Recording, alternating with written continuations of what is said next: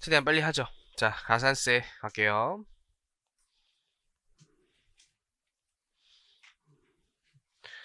어딨냐, 가산세가. 여기 있다. 자, 122. 자, 가산세 세법에서 하라는 거 안 하면 가산세가 있어요. 자, 행절 벌적 성격으로 보시면 돼요. 벌금과 유사한 느낌으로.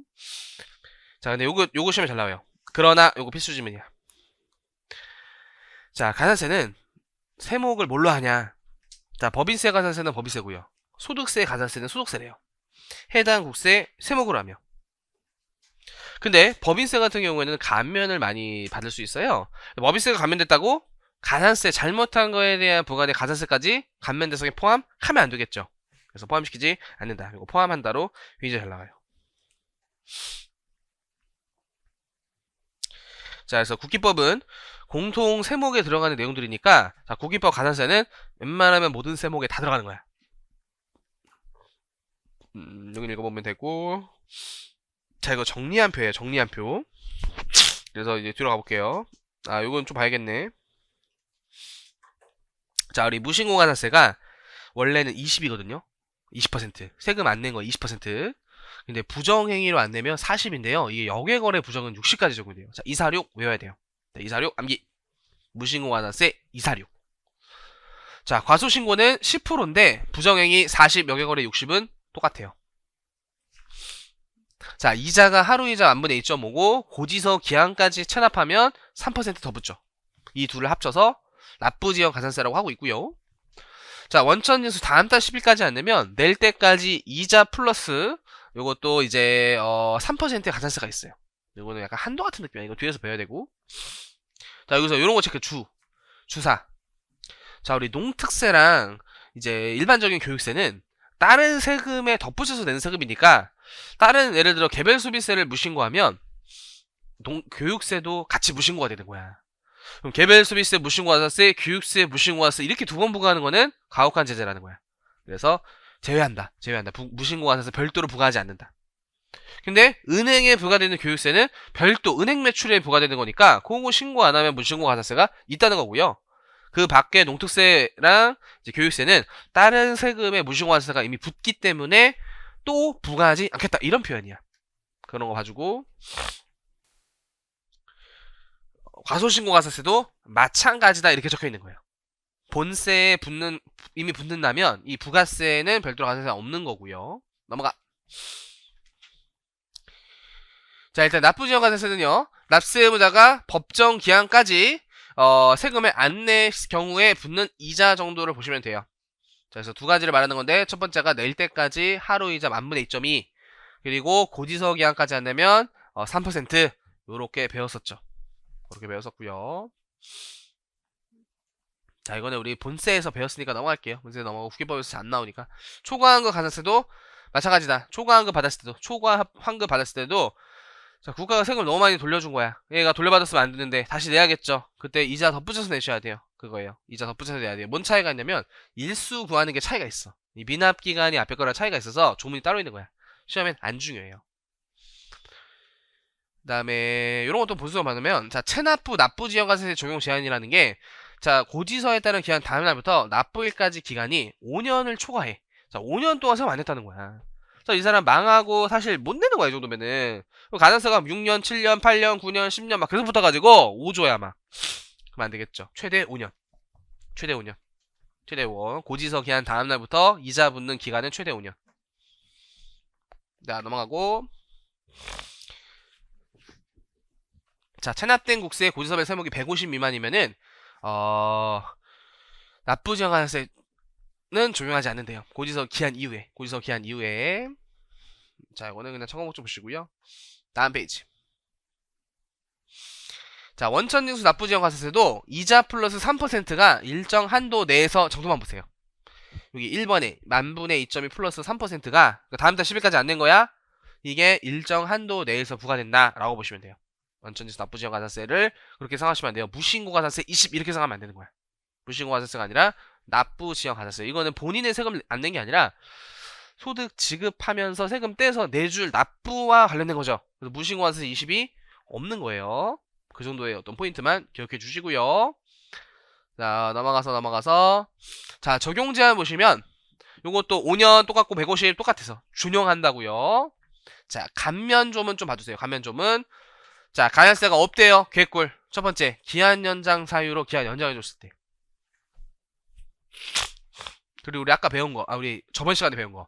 사업에 부도등이 떴을 때는 납부 기한만 연장될 수 있으므로 납부에 관한 가산세만 부과되지 않지. 자, 신고 기한에 신고 안 하면 무신고 가산세 있어요.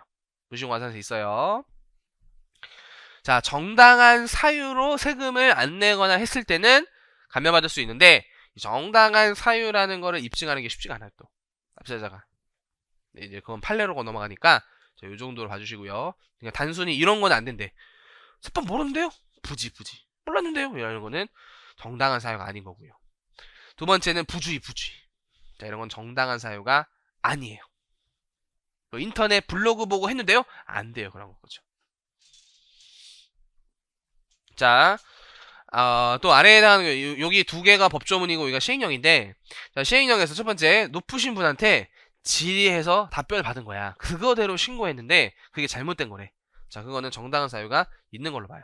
그 후 다른 처분이 일어났을 때 가산세는 없는 거예요. 이건 질의 회신에 따라 한 납세자의 잘못이 없다. 자, 국가 사업 과정에서 발생한 의무불이행 사유라는 거야. 국가 또 공익사업, 수용 이런 것들 있죠. 수용 같은 과정에서 발생한 가산세는 자, 국가 사업 시행 중에 발생하니까 납세자한테 가산세 묻지 않겠다 이런 거고요. 자, 이거 참 웃긴 건데, 자, 우리 원래 병원비세액공제 배우잖아요, 소득세에서. 자, 근데 원래 보험금 타면은 의료비세액공제 대상에서 차감해서 신고해야 되잖아요. 근데 내가 12월에 다쳤어. 졸라 아파. 그냥 보험금 내가 보험금 바로 받나? 보험금에서 내가 진짜 병원에 입원했는지 이런 서류 다 떼가지고 보험금을 한참 나중에 받잖아. 그러니까 일단은 보험금을 안 받은 상태에서 의료비세액공제가 들어간 거야. 의료비세액공제가 그냥 그 보험금을 안 빼서 신고한 거죠. 의료비 예를 들어 1000만원 발생했어. 1000만원 신고한 거야. 근데 보험금 예를 들어 300 타면은 700만원 공제 받아야 되잖아. 그죠? 700에 15% 이렇게 들어가야 되잖아. 근데 1000만원 15% 들어갔으니까 일단 많이 신고하게 된 거예요. 그죠? 세액공제를 많이 받아버렸죠. 세액공제가 크니까 세금을 적게 냈을 거야. 적게 낸 거. 그러니까 나중에 보험금 타서 의료비 세액공제 들어가면은 세금을 가산세가 붙는 경우가 있는데 자, 그 경우 없어주겠다. 가산세. 그거 가산세 없다 이거야. 그거야. 이 조문의 내용이 그거예요. 한번 이해해서 그냥 한번 읽고 들어가세요. 자, 그리고 아까 수정신고랑 기한연신고 배웠기 때문에 넘어가시고요. 자, 그 다음에 요거 오늘 배워야 되는 마지막 시간에 자, 과세전 적부심사라고 있어. 그러니까 세무조사 같은 거 결과 통지 받으면은 이거 적법한지 청구하는 절차야.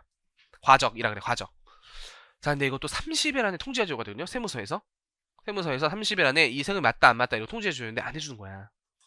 그리고 이제 기한이 도래한 거야. 통지가 안 돼서 기한이 도래한 거야. 그럼 내가 세금을 내야 돼 말아야 돼 납세자가 모르죠. 그죠? 일단 내고 나중에 환급 받을까? 근데 낼 돈이 없어. 그래서 근데 얘가 만약에 과정에서 납세자 주장이 맞네요. 안 내셔도 돼요. 라고 하면 안 되는 거고 내세요 이러면 내야 되는데 그 통지가 없다는 거야 지금. 자, 그래서 안 냈어. 근데 결국 나중에 내야 돼. 자, 그때 납부지원 가산세 반은 깎아줄게 이런 거야. 통지를 안 한 거에 대한 책임 반은 국가가 있다는 거야. 그게 통지지연 지연 제출의 경우에 다음에 가산세 된다라고 해서 자, 일단 1번 배운 거죠. 결정 통지기간에 통지를 하지 않았을 때 여기 체크. 과소신고 무신고 가산세가 감면되는 게 아니라 이자 50% 깎아주는 거예요. 납부지연 가산세 50% 깎아줘요. 납부지연 가산세 체크. 자, 반도 체크. 왜냐면 어떤 건 100% 아까 우리 정당한 사유로 불이행한 경우 이런 거는 가산세가 아예 100% 깎이는 거야. 그죠? 근데 여기는 50만 깎이는 거죠. 50만 깎이는 거, 100% 깎이는 거, 50 깎이는 거 이런 거 좀 봐야 돼. 자, 두 번째는 원래 기한 지나서 한 달 안에 이행하면 예를 들어 사업자 등록 20일 안에 내야 되죠. 부가세에서. 근데 20일 안에 몰라서 안 했다가 한 달 안에 한 거야. 20일 지난 다음에 한 달 안에. 자, 그러면은 비등록 가산세 50% 깎아줘요. 그래서 한 달 안에 이행하면 50% 깎아줘요. 관련 가산세 50% 깎아줘요. 자, 50%.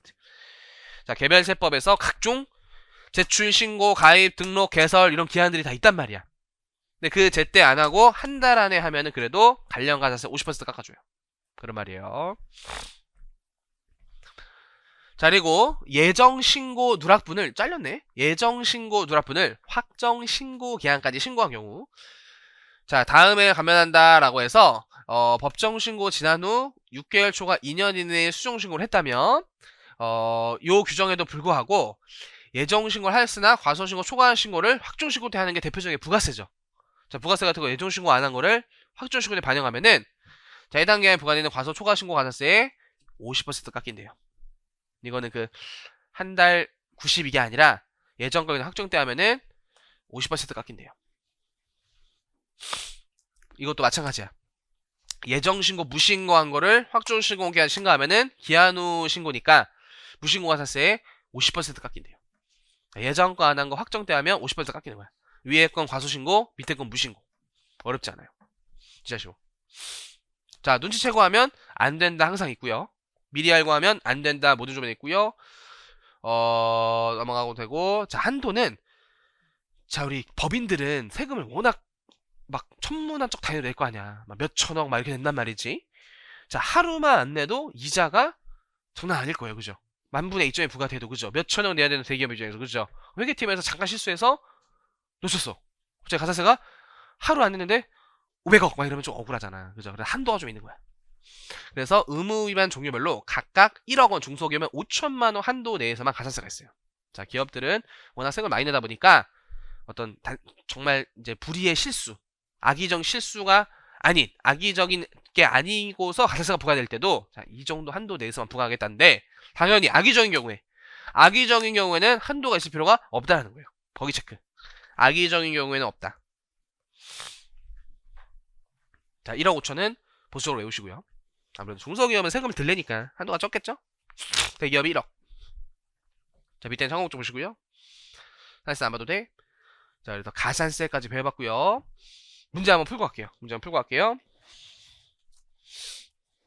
자, 15페이지에 51.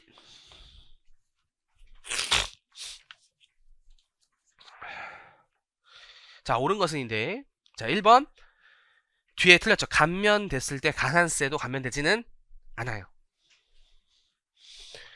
자, 2번 우리 노랭이 어디 난리 같은 게 있을 것 같은데 체크 못했으니까 문제 통해서 볼게요. 자, 우리 종합부동산세는 신고를 원칙으로 하는 게 아니라 고지서에 내는 게 원칙이고 너가 합산배제 부동산 같은 거 많아서 고지서 잘못될 것 같으면 스스로 신고해라 라는 선택적 신고거든요.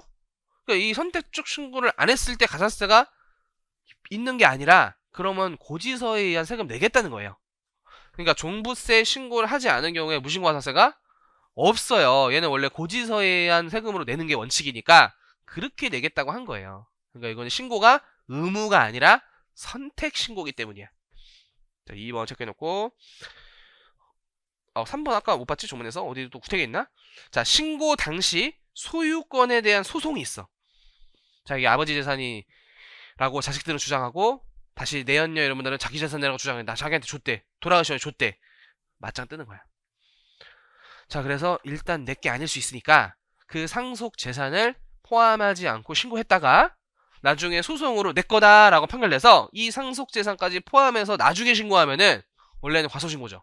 자, 근데 이거는 소송으로 갔다는 거는 그만큼 내 건지 아닌지 불분명한 상황에서 정당한 사유로 과소신고한 거예요. 그래서 가산세가 없어요. 자, 51번에 3번 질문 잘 나와. 책에 어디 찾아보면 있을 거야. 자, 부가세법에서 배운 건데 사업자가 아닌 자가 납부 환급해도 납부정하세 적용돼요. 자, 5번이 맞는 질문이죠. 질의외신에 따라 신고했으나 다른 처분이 있었을 때 정당한 사유처럼 가산세가 100% 부과되지 않고요. 5번이 맞고요. 자, 넘어가서 5위. 자, 1번 넘으시고 2번 넘으시고. 자, 가산세 행정 처리야. 낼 세금에 더 내거나 환급받을 세금에서 까는 거죠. 2번. 3번 넘으시고 4번 넘으시고. 자, 5번 가볼게요. 자, 신고서를 잘 제출했어. 근데 1개월 이내 수정신고 누락했네. 1개월 이내 수정신고 90% 깎아주는 거지 100% 부과되지 않는다. 틀린 질문이죠. 자, 이것도 이맘때쯤 개정된 거예요. 그래서 5문제 중에 한 문제는 개정세법을 내려고 하는 것 같아. 내가 추측이지만. 자, 53번 옳지 않은 것은 자, 1번 넘으시고요. 자, 2번 역외 부정 같이 봐야 돼. 역외 부정 과소신고 60. 그냥 부정행위는 40. 자, 법정 신고 기한까지 신고를 한 경우로서 차고에 과소신고하면요 부정이 아니라는 거니까 과소신고 가산세 10%. 자, 이것도 아까 책에서 못 봤네. 납부지연 가산세를 부과함에 있어서, 자, 법인세 같은 경우에 기간별로 연 단위로 과세하잖아요. 23, 24, 25년식으로. 그래서 자, 특정 과세 기간의 입금을 다른 과세가 집어넣어서 한 거야. 자, 그러면은 이게 어떤 문제가 생기냐면은 어떤 과세 연도에는 세금 신고를 많이 하게 되고 어떤 과세 연도에는 세금 신고를 덜 하게 된 거거든요. 그럼 이자도 붙지만 돌려받을 때 이자를 또 받아. 이걸 국세 환급 가산금이라고 해서 여기서 배워요. 환급 받을 때. 그거 서로 부과하지 않겠다는 거야. 이 과세기간 단순히 잘못해서 누락한 부분에 대해서는 이자도 내지 않고 돌려받을 때 이자도 받지 않는 걸로 서로 협의보자 이런 느낌인데 그게 여기 체크하세요. 부정행위 첫 번째 줄에 부정행위로 그런 경우에는 그런 혜택을 주면 안 된다라고 해서 부정행위의 경우에는 과세기간 잘못 적용했을 때 실제 신고 납부한 날에 자진 납부한 것으로 보지 않는다가 돼요. 부정행위가 들어가서 틀린 질문이 돼요. 부정행위가 아니고서는 예전 거를 지금 냈다 그래서 어차피 납부지연가세 부과해봤자 얘한테 돌려줄 때 이자 돌려줘야 되는데 그거 서로 부과하지 않자 이런 느낌인데 부정행위는 그렇지 않다는 거예요. 부정행위. 왜냐면 환급 가산금 이자율이 더 낮아요. 환급 가산 이제 납부지연가세율이 더 높아요. 부정행위일 때는 이 납부지연가세를 내야 한다가 되는 거야. 알겠죠? 자, 감면으로 옳지 않은 것은 자 1번 정당한 사유 100% 감면. 자 2번 한 달 이내 기한 후 신고 50% 감면. 졸라 쉽죠? 그죠? 자, 단순 암기예요. 자, 법서보다는 훨씬 쉽다는 걸 알 수 있는데 자, 그렇다고 너무 소홀히 하면은 다 까먹어요. 그러니까 막판에 딱 봐야 돼. 법서보다는 계속 유지하면서 국기법을 막판에 한번 팍 투입하면은 5개 다 맞출 수 있어요. 5개가 굉장히 소중해. 그 회계사, 세무사도 4문제. 굉장히 소중해요, 사실은. 그 4문제가. 그죠? 2.5, 10점이 올라가요. 그죠? 10점이 올라가. 자, 5는 환급이니까 환급 보고 풀게요. 자, 환급으로 가볼게요. 국세 환급. 자, 이름만 들어도 더 설레죠? 세금 낸 거 돌려받는 거야. 자, 그 절차와 어떤 법적 성격에 대해서 배우는 건데, 자, 당연히 첫 번째, 많이 낸 거야. 초과 납부. 잘못 낸 거야. 오납이라 그래요. 오납. 또는 애초에 환급세액이 나오는 세목들이 있어. 부가세, 매입세 많으면 환급 받죠. 소득세도 기납부세, 원천세 많이 받으면 우리 2월에 연말정산 때 환급 받잖아요. 자, 이렇게 환급세 그냥 뜨면은 돌려받을 수가 있어요. 자, 그 금액을 국세 환급금이라고 해요. 자, 이제 연말정산 때 다들 이제 근로자분들은 환급을 기다리고 있죠. 이제 경기가 좋지 않으니까 대기업들의 어떤 보너스, 상여율도 낮아. 이제 낮기 때문에 오히려 연말정산 환급이 더 크다. 이런 얘기가 들려. 그래서 소득공제 잘 집어넣고 이러면 그죠. 또 최근에 결혼하면은 결혼세 공제 50도 적용되고 그러니까. 자, 광원아 근데 한번 읽어보시고요. 환급세액도 한번 읽어보시는 게 다 조문이 아니에요. 안 나와. 시험 안 나와. 한번 읽어보시고 넘어가. 자, 이건 오히려 반대로 자, 채권자가 누구냐면 납세자야. 세금 낸 사람. 국가로부터 돌려받을 권리가 있는 거예요. 그죠? 처음으로 채권자 채무자가 바뀌었어. 오히려 국가가 채무자야. 돌려줄 의무가 있고 납세자 세금 잘못 낸 사람은 돌려받을 권리가 있다는 표현이에요. 참고로 그런 내용이고. 자, 여기 한번 볼게요. 요거는 시험에 나온다. 자, 세금 잘못 낸 사람은 채권자가 되는데 자, 요거 채권이니까 다른 사람한테 팔 수 있어요. 누구한테 팔아? 세무사한테 20% 파는 거예요. 그죠? 환급을 받게 해준 세무대리인한테 이 환급액의 20%를 준다고 했었죠. 애초에 계약서를 써서. 왜냐면 이걸 또 안 하면 어떤 문제가 생기냐. 뭐 친한 대표님, 정말 친한 대표님이야. 오래 일하는 대표님이야. 그럼 환급 만들어 준 다음에 대표님이 내 계좌에 입금해 주는데 별로 안 친한 사람이라면요. 환급금 받고 날르는 경우가 실제 있어요. 그럼 세무사는 못 받아. 일해주고 못 받잖아. 그죠? 연락 두절되고 그러면 받을 길이 쉽지가 않아요. 그래서 처음부터 양도를 신청하는 거야.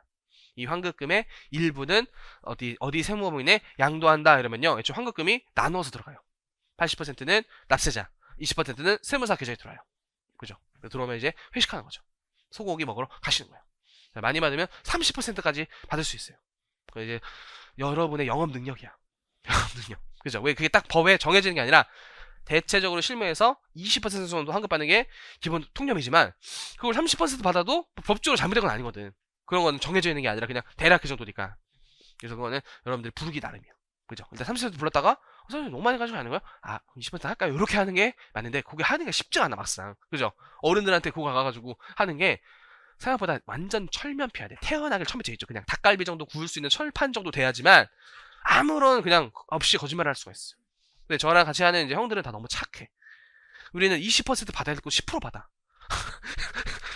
20% 너무 많은데요? 수수료가 그렇게 많아요? 그러시구나. 10% 받을까요? 막 이러면서 오히려 손해봐요. 오히려. 완전 호구야. 근데 이 집은 좀 강해졌어. 계산하면서 나쁜 사람도 이러면 안 되지. 자, 그러면 어쨌든 자 그렇게 양도할 수 있어요. 자, 미리 문서로 신청하시는 거야. 미리 문서로 신청하면 되게 경정 청구일 때 이런 게 많아요. 자, 그러면은 양도 요구가 있다면 이 사람이 내야 될 세금이 있을 때는 그거랑 까고 돌려주는 건데 까고 돌려주세요 이런 거야. 그죠? 얘가 낼 거 있다면 그거 까고 돌려주세요 이런 거야. 자, 넘어가서 처리 절차. 자, 당연히 세금 돌려받을 게 있다면 즉시 동그라미, 즉시 환급금을 결정해서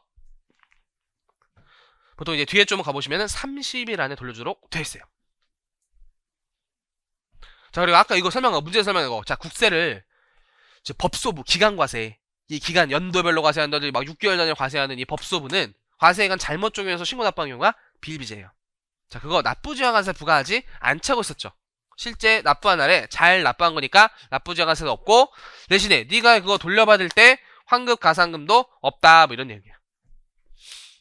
그 정도고. 자, 넘어가시고. 자, 두 번째는 충당이라는 조문이에요. 자, 원래는 이제 돌려주는 게 원칙이지만 얘가 낼 게 있어. 아니면 안 내고도 세금이 있어. 그럼 국가가 돌려주는 게 아니라 상계 동그라미 상계 까는 거야. 얘가 낼 거랑 까는 거야. 그죠? 어차피 돌려받았자 조만간 세금 내야 된다면은 이 사람도 그냥 까는 게 낫겠죠. 이게 상계 서로 퉁치는 거. 근데 유형이 이거 유형 봐야 돼. 자, 왜냐면 이게 필요적 충당이라고도 표현하는데 여기가 중요해요. 비고 납세자의 동의와 관계없이 세무서에서 직권으로 충당할 수 있어요. 왜? 체납된 세금이야. 자, 고지서 기한까지 안 낸 세금. 이게 낼 기회를 수차례 줬음에도 불구하고 안 낸 세금. 그거는 얘가 환급금 떴을 때 돌려주는 게 아니라 바로 까버리는 거야. 전화해서 물어보지도 않고 바로 까버리는 거야. 자, 두 번째 이거 안 배웠는데 우리 국세징수법에서 세무사분들 배워요. 자, 이것도 얘가 망하거나 막 법인 해산하거나 막 부도 뜨거나 이랬을 때 기한까지 기다려서는 이미 재산을 얘 다 털리고 한 푼도 안 남은 상태가 될 수 있어. 그럼 세무서에서는 기한 전에 고지서를 미리 보내. 원래 기한까지 기다려서는 이사한테 세금을 거둘 수가 없는 예외적 사유가 도래했다. 그러면 기한 전 고지서를 보내서 기한 전 징수를 할 수 있거든요. 그게 납부 기한 전 징수라는 거야. 납부 기한 전 징수. 자, 이거는 국기법 조문이 아니어서 설명드린 거예요. 자, 납부 기한 전 징수를 했을 때 다 긴급한 상황이야. 얘가 망하고 막 털리고 회생 절차 받고 막 그런 거거든요. 자, 그래서 동의받을 여유를 주지 않고 직권을 까버려요. 자, 직권 충당이라고 보통 표현하고. 자, 이제 나머지는 이제 고지에서 내는 세금, 납부 기한 전 징수 빼고 고지국세, 스스로 내는 국세 전부 여기 체크 동의한 경우에만 충당할 수 있어요. 채권 채무를 납세자한테 동의한 경우에만 충당할 수 있어요. 그죠? 얘가 왜냐면 돈이 급해니까 이 돈 환급 받아서 일단 뭐 갚고 그리고 나중에 세금 낼 수도 있는 거잖아. 마음대로 까는 게 아니라 동의한 경우에만 충당할 수 있어요. 자, 근데 또 뭐가 있냐면 자, 요거 주 1, 2, 3 다 봐주세요. 자, 그러면은 충당을 했을 때 채권된 세금, 체납된 세금과 환급금이 서로 까져가지고 소멸된 거냐 소멸되지 않은 거냐라는 게 법적으로 없으니까 무슨 문제가 생기냐면은 이 체납자가 다른 사람한테 돈 빌려줘가지고 이 사람이 돈을 안 갖고 있어 또 근데 세금을 돌려받을 거를 어떻게 안 거야. 그래가지고 네 세금 환급받고 그럼 내가 가져갈게 이런 건데 얘가 세금을 안 내니까 까버린 거야. 또 국가에서 까버린 거야. 그래서 뒤늦게 다른 채권자가 이 채무자한테 가서 야, 네 환급금 세무서 가서 돌려주세요. 제가 얘한테 돈 받을 거 있는데 얘가 돈이 없다 그러니까 근데 얘가 환급받을 채권이 있다니까 그거 가져가라 해서 가져가려고 그랬는데 국가에 주셔서 이걸 돌려줘야 되느냐 안 돌려줘야 되느냐 이런 문제가 생기는 거야. 자, 그때 법정 납부기한과 환급금 발생일 중 늦은 때 체크하세요. 늦은 때로 소급해서 이 체납된 세금과 환급금을 깠다면 이 늦은 때로 소급해서 소멸한 것으로 소멸 효력이 생긴다는 거야.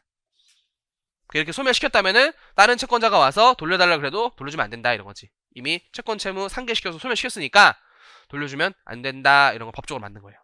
그래서 좀 기억해 주시고. 자, 그리고 다른 사무소에 체납된 세금도 충당할 수 있느냐? 있대요. 포함한다 체크. 여기는 늦은 때로 소급하여 소멸한 건 핵심이고. 자, 그 다음에 스스로가 그냥 까주시면 안 돼요. 어차피 낼 거 있거든요. 한번 청구하면은 청구한 날에 납부한 것으로 간주돼요. 청구한 날에 납부한 것으로 간주돼요. 자, 이거 세무사항도 볼게요. 자, 원천징수무자가 원천세 낸 거야. 근데 잘못 낸 거야. 돌려받아야 돼. 그 환급금을 누구한테 돌려주냐? 원천징수 의무자가 원천징수에 납부할 세액에 일단 충당하고 남은 금액 돌려주는 건데, 자, 소득세법에 따른 원천징수 이행 상가 신고서에 충당 면세를 적어 신고한 경우에만 다른 세목의 충당은 소득세에서는 뭔가 적어야지만 돼요. 이게 또 문제가 생겨. 그리고 예외, 원천징수 의무자가 충당하지 말고 즉시 환급 요구하거나 더 이상 낼 게 없다면 곧바로 충당 안 하고 돌려주는 거예요. 자, 원칙은 얘가 내야 될 거랑 까고 돌려주는 거야. 왜냐면 행정의 간편이야. 얘가 원천징수라는 건 다음 달 10일까지 매달려야 되는데 안 내도 될 세금까지 많이 내서 돌려달래. 근데 돌려줘야 되는데 어차피 다음 달 10일도 내야 되잖아. 그럼 그거 까고 돌려주는 게 원칙이지만 얘가 또 어떤 문제로 즉시 좀 돌려달래. 또 낼 게 더 이상 없어. 뭐 폐업했나봐. 자, 그러면 즉시 돌려주라는 거예요. 충당하지 않고 돌려주라는 거예요. 자, 그런 조문이고. 자, 아까 충당하고 남은 금액이 있다면 30일 내에 돌려주도록 되어 있어요. 30일만 체크. 자, 보통은 환급금 계좌를 적어서 거기에 들어와요. 계좌 안 적으면 우체국 가서 찾아가야 돼요. 집에 편지가 날라와서 우체국 가서 찾아와야 돼요. 졸라 괜찮죠? 자, 그 다음에 요거 세부사항도 봐줘. 자, 근데 우리 어렸을 때 알바 같은 거 해보시면요. 자, 20살, 21살 이렇게 대학교 때 여름방학, 겨울방학 때 알바잖아. 그죠? 친구 알바 뭐 했었어요? 안 했어요? 그렇게 곱게 자랐어요? 알바 한 5개씩 했을 것 같은데? 농담입니다. 친구 알바 한 적 있어요? 과외는 세금 안 떼니까. 찍은은요? 많이 했죠, 그죠? 우리 다들 이렇게 곱게 자란 친구들만 있지? 저는 막 여행 가려고 식당 알바도 하고 막 뷔페 알바도 하고 막 백화점 알바도 막 다 했었는데, 근데 그 돈으로 그래서 어렸을 때 철들어서 제가 하고 싶은 거 사고 여행 가고 막 그랬었어요. 여행은 돈 많이 들자. 그것까지 이제 보내달라는 건 좀 미안하더라고. 어쨌든 자, 그때 3.3% 떼고 받아. 근데 내가 한 달, 두 달, 세 달밖에 안 하면 소득이 많이 없을 거 아니에요. 그죠? 그 당시에 첫 알바 기억나. 시급이 3,800원 그랬어. 1시간이라면 3,800원이었어요. 그러니까 한 8시간 일하잖아. 그럼 얼마야? 32,000원 뭐 이런 거야. 그죠? 요즘은 10,000원이자 그래도. 그죠? 옛날에 3,800원 이런 식으로 3,800원 사실 안 됐을 거야. 근데 그거를 좀 맞춰서 받은 거야. 그렇죠? 그래서 막 방남역에서 막 빵 팔고 강남역 9번 출구에서 빵 팔면서 사회를 알았어요. 아, 이 졸라 추운데 일하시면 얼마나 힘들까 하면서 나중에 이런 분들한테 잘해주자 이러면서 내가 그 바깥에서 이 겨울에 한겨울에 이 시점에 바깥에서 패딩, 롱 패딩 입고 그 주차회원처럼 빵을 1시간만 팔아도 바로 교체시켜요. 거기서도 얼어 죽으면 거기서 피해 보상해야 되니까 1시간마다 알바를 교체시켜요. 얼어 죽 1시간 일하고 1시간 쉬는 거야. 개꿀 같죠? 1시간 10시간 같아. 진짜 온몸에 찢어지는 느낌이 들어. 찢어지는 느낌. 왜냐면 군대처럼 이런 막 깔깔이 발찌 이런 것도 안 주고 그냥 롱패딩 하나 준단 말이야. 스스로가 핫팩도 사고 막 그래야 된단 말이야. 그죠? 자, 그렇게 해서 2달 일해서 또 받은 거야. 근데 우리가 3.3으로 뗐다는 건 사업소득으로 뗀 거거든요. 프리랜서 152.5주 빠지잖아. 그죠? 거기에다가 그 기납부세 3.3 빼면요, 환급금이 이렇게 막 10만원 이하 금액이 나오는데 우리가 대학교 때 무슨 세금을 뭘 알아? 당연히 환급을 안 받아간단 말이야. 자, 그럼 어떻게 할 거냐? 자, 근데 이게 물가상승률로 자 20만원으로 개정됐어요. 자, 20만원으로 바꿔주세요. 일단 올해 개정됐어요. 올해 25년도에 개정돼요. 이 개정이 됐어. 확정됐어. 20만원 일단. 자, 이렇게 장기간 미환급된 소액 채권에 대해서는 이제 국세환급금 좀 충당하고 남은 금액이 10만원도 안 되는 거야. 자, 그거 20만원도 안 되는 거야. 1년 이내 환급이 이루어지지 않았을 때, 자, 고지에 납부하는 국세 추당할 수 있대요. 스스로 내는 건 얘가 모르니까 고지에 납부하는 국세 추당할 수 있대요. 자, 이때는 동의가 있는 것으로 간주하기 때문에 사실상 직권추당이 돼요. 차라리 납세도 좋지. 얘가 내야 될 세금이 예를 들어 나중에 발생한 게 뭐 100만원인데 옛날에 환급 안 받은 게 있었네 하면서 100만원이 아니라 20만원 까서 80만 내면 되는 거니까 납세도 좋은 거잖아. 그래서 막 국세청에서 안 내면 발송하고 이런 거야. 미환급 때 채권 찾아가세요 하는데 뭘 그거 보겠어? 모르잖아. 그죠? 그래서 이런 제도도 만들어졌고요. 올해 20만원으로 상향됐어요. 자, 근데 세무서에서 잘못 환급을 내준 거야. 내줬으면 안 되는데 내줘버린 거야. 다시 걷어야 돼. 근데 얘가 뭐 그런 거 있어요. 그거 돌려주면 내 거죠. 장땡이죠 하면서 먹겠대. 먹튀하겠대. 미친놈이죠. 자, 환급금 결정 취소됨에 따라 이미 충당되거나 지급된 금액 반환을 청구하는 경우에는 자, 바로 압류 들어가는 게 아니라 똑같이 세금 걷는 것처럼 고지서를 일단 보내. 안 내? 독촉장 보내. 그래도 안 내? 압류. 요 순서를 준용하는 거지. 자, 이 경우 바로 강제징수한다? X. 바로 강제징수한다가 X. 자, 그리고 이거는 판례에서 문제가 돼서 나온 건데요. 또 바지 사장 둔 거야. 실질 사업자가 있고 바지 사장이 있어. 근데 나중에 걸렸어. 그래서 사실상 귀속되는 실질 귀속자가 따로 있어. 명의이자 과세 취소하고 실질자를 납세의무자로서 과세를 하는데, 자, 이미 그동안 과거에 명의자 명의로 세금을 납부하고 있었던 거야. 그 자를 사업자 등록으로 냈으니까. 자, 그때 근데 명의 대여자는 명의만 빌려준 거니까 세금을 누구 돈으로 내냐면 실질 귀속자 돈으로 내겠죠. 그렇게 확인됐을 때 일단 근데 그게 환급이 뜬 거야. 하필 또 환급이 떴을 때 실질 귀속자의 기납부색으로 먼저 공제하는데, 그래도 남은 금액은 누구한테 돌려줘야 되냐. 그게 판례에서는 명의자에게 환급한다는 판결이 나와요. 왜냐면 어쨌든 서류상으로 그동안 납부한 사람 명의자니까 실질 귀속자가 진짜 줘가지고 낸 돈은 실질 귀속자 기납부제로 까는 거지만, 그래도 남은 금액은 명의 대여자에게 환급한다라고 하는데, 사실 국세청 입장에서는 그럼 다툼만 나요. 실질 귀속자가 내 돈이야, 사실 내가 다 한 거다 라고 하면서 둘이 맞춰뜨는 거를 국가에게 소송할 수 있어요. 그죠? 왜 쟤한테 돌려줬냐. 그래서 자, 국세청 입장에서 좀 벌 바꿔서 실질 귀속자 체크.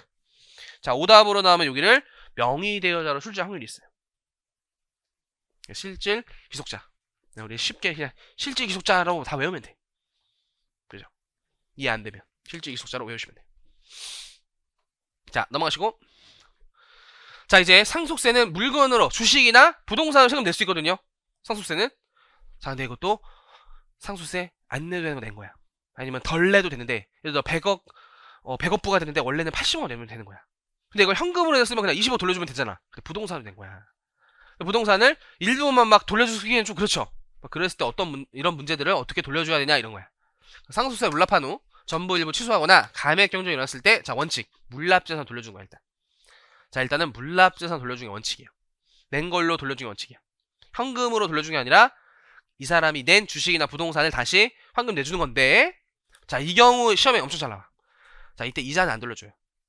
자, 원래 이자는 돈에 대해서 보상해주는 성격이 있는 거야. 이 사람이 돈을 세금을 안 냈어도 되는 걸 국가에 내버렸잖아.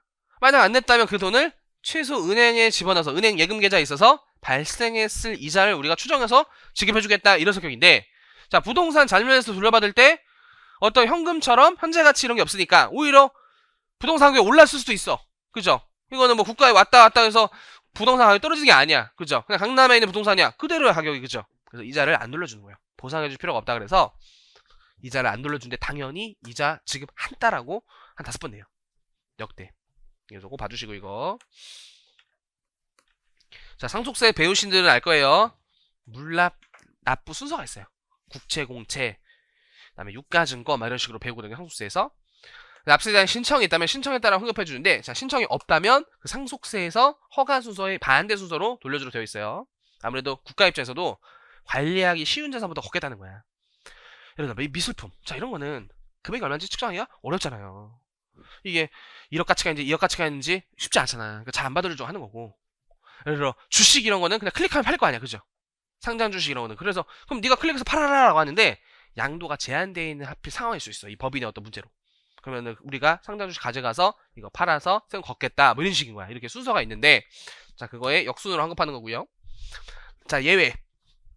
자, 물납재산 환급이 아니라 현금으로 돌려주는 거야. 자, 현금으로 돌려주는 상황. 자, 여기 세부상 현금으로 돌려주는 거. 자, 이미 팔았어. 그러니까 경영처가 되게 좀 나중에 들어간 거죠. 이미 물납재산을 기재부 이런 데서 팔아버려가지고 없어요. 현금으로 돌려줘야지. 자, 두 번째, 우리 영등포 세무서가 물납받은 웨딩홀이야. 웨딩홀에서 세금 안 내서 그 웨딩홀을 국가가 압류해서 가져간 거야. 물납받았나? 기억이 안 나네. 오래전이어서. 그래서 영등포 세무서가 보면은 세무서 같이 안 생겼어. 웨딩홀이었거든요, 과거에. 오, 이런 데 세무서가 있네? 오, 하면은 세무서야. 영등포 세무서가. 자, 그래서 물납받은 재산, 오, 이거 괜찮네. 위치도 너무 좋은데? 영등포 근처에 있어요. 차라리 우리가 그냥 쓰자.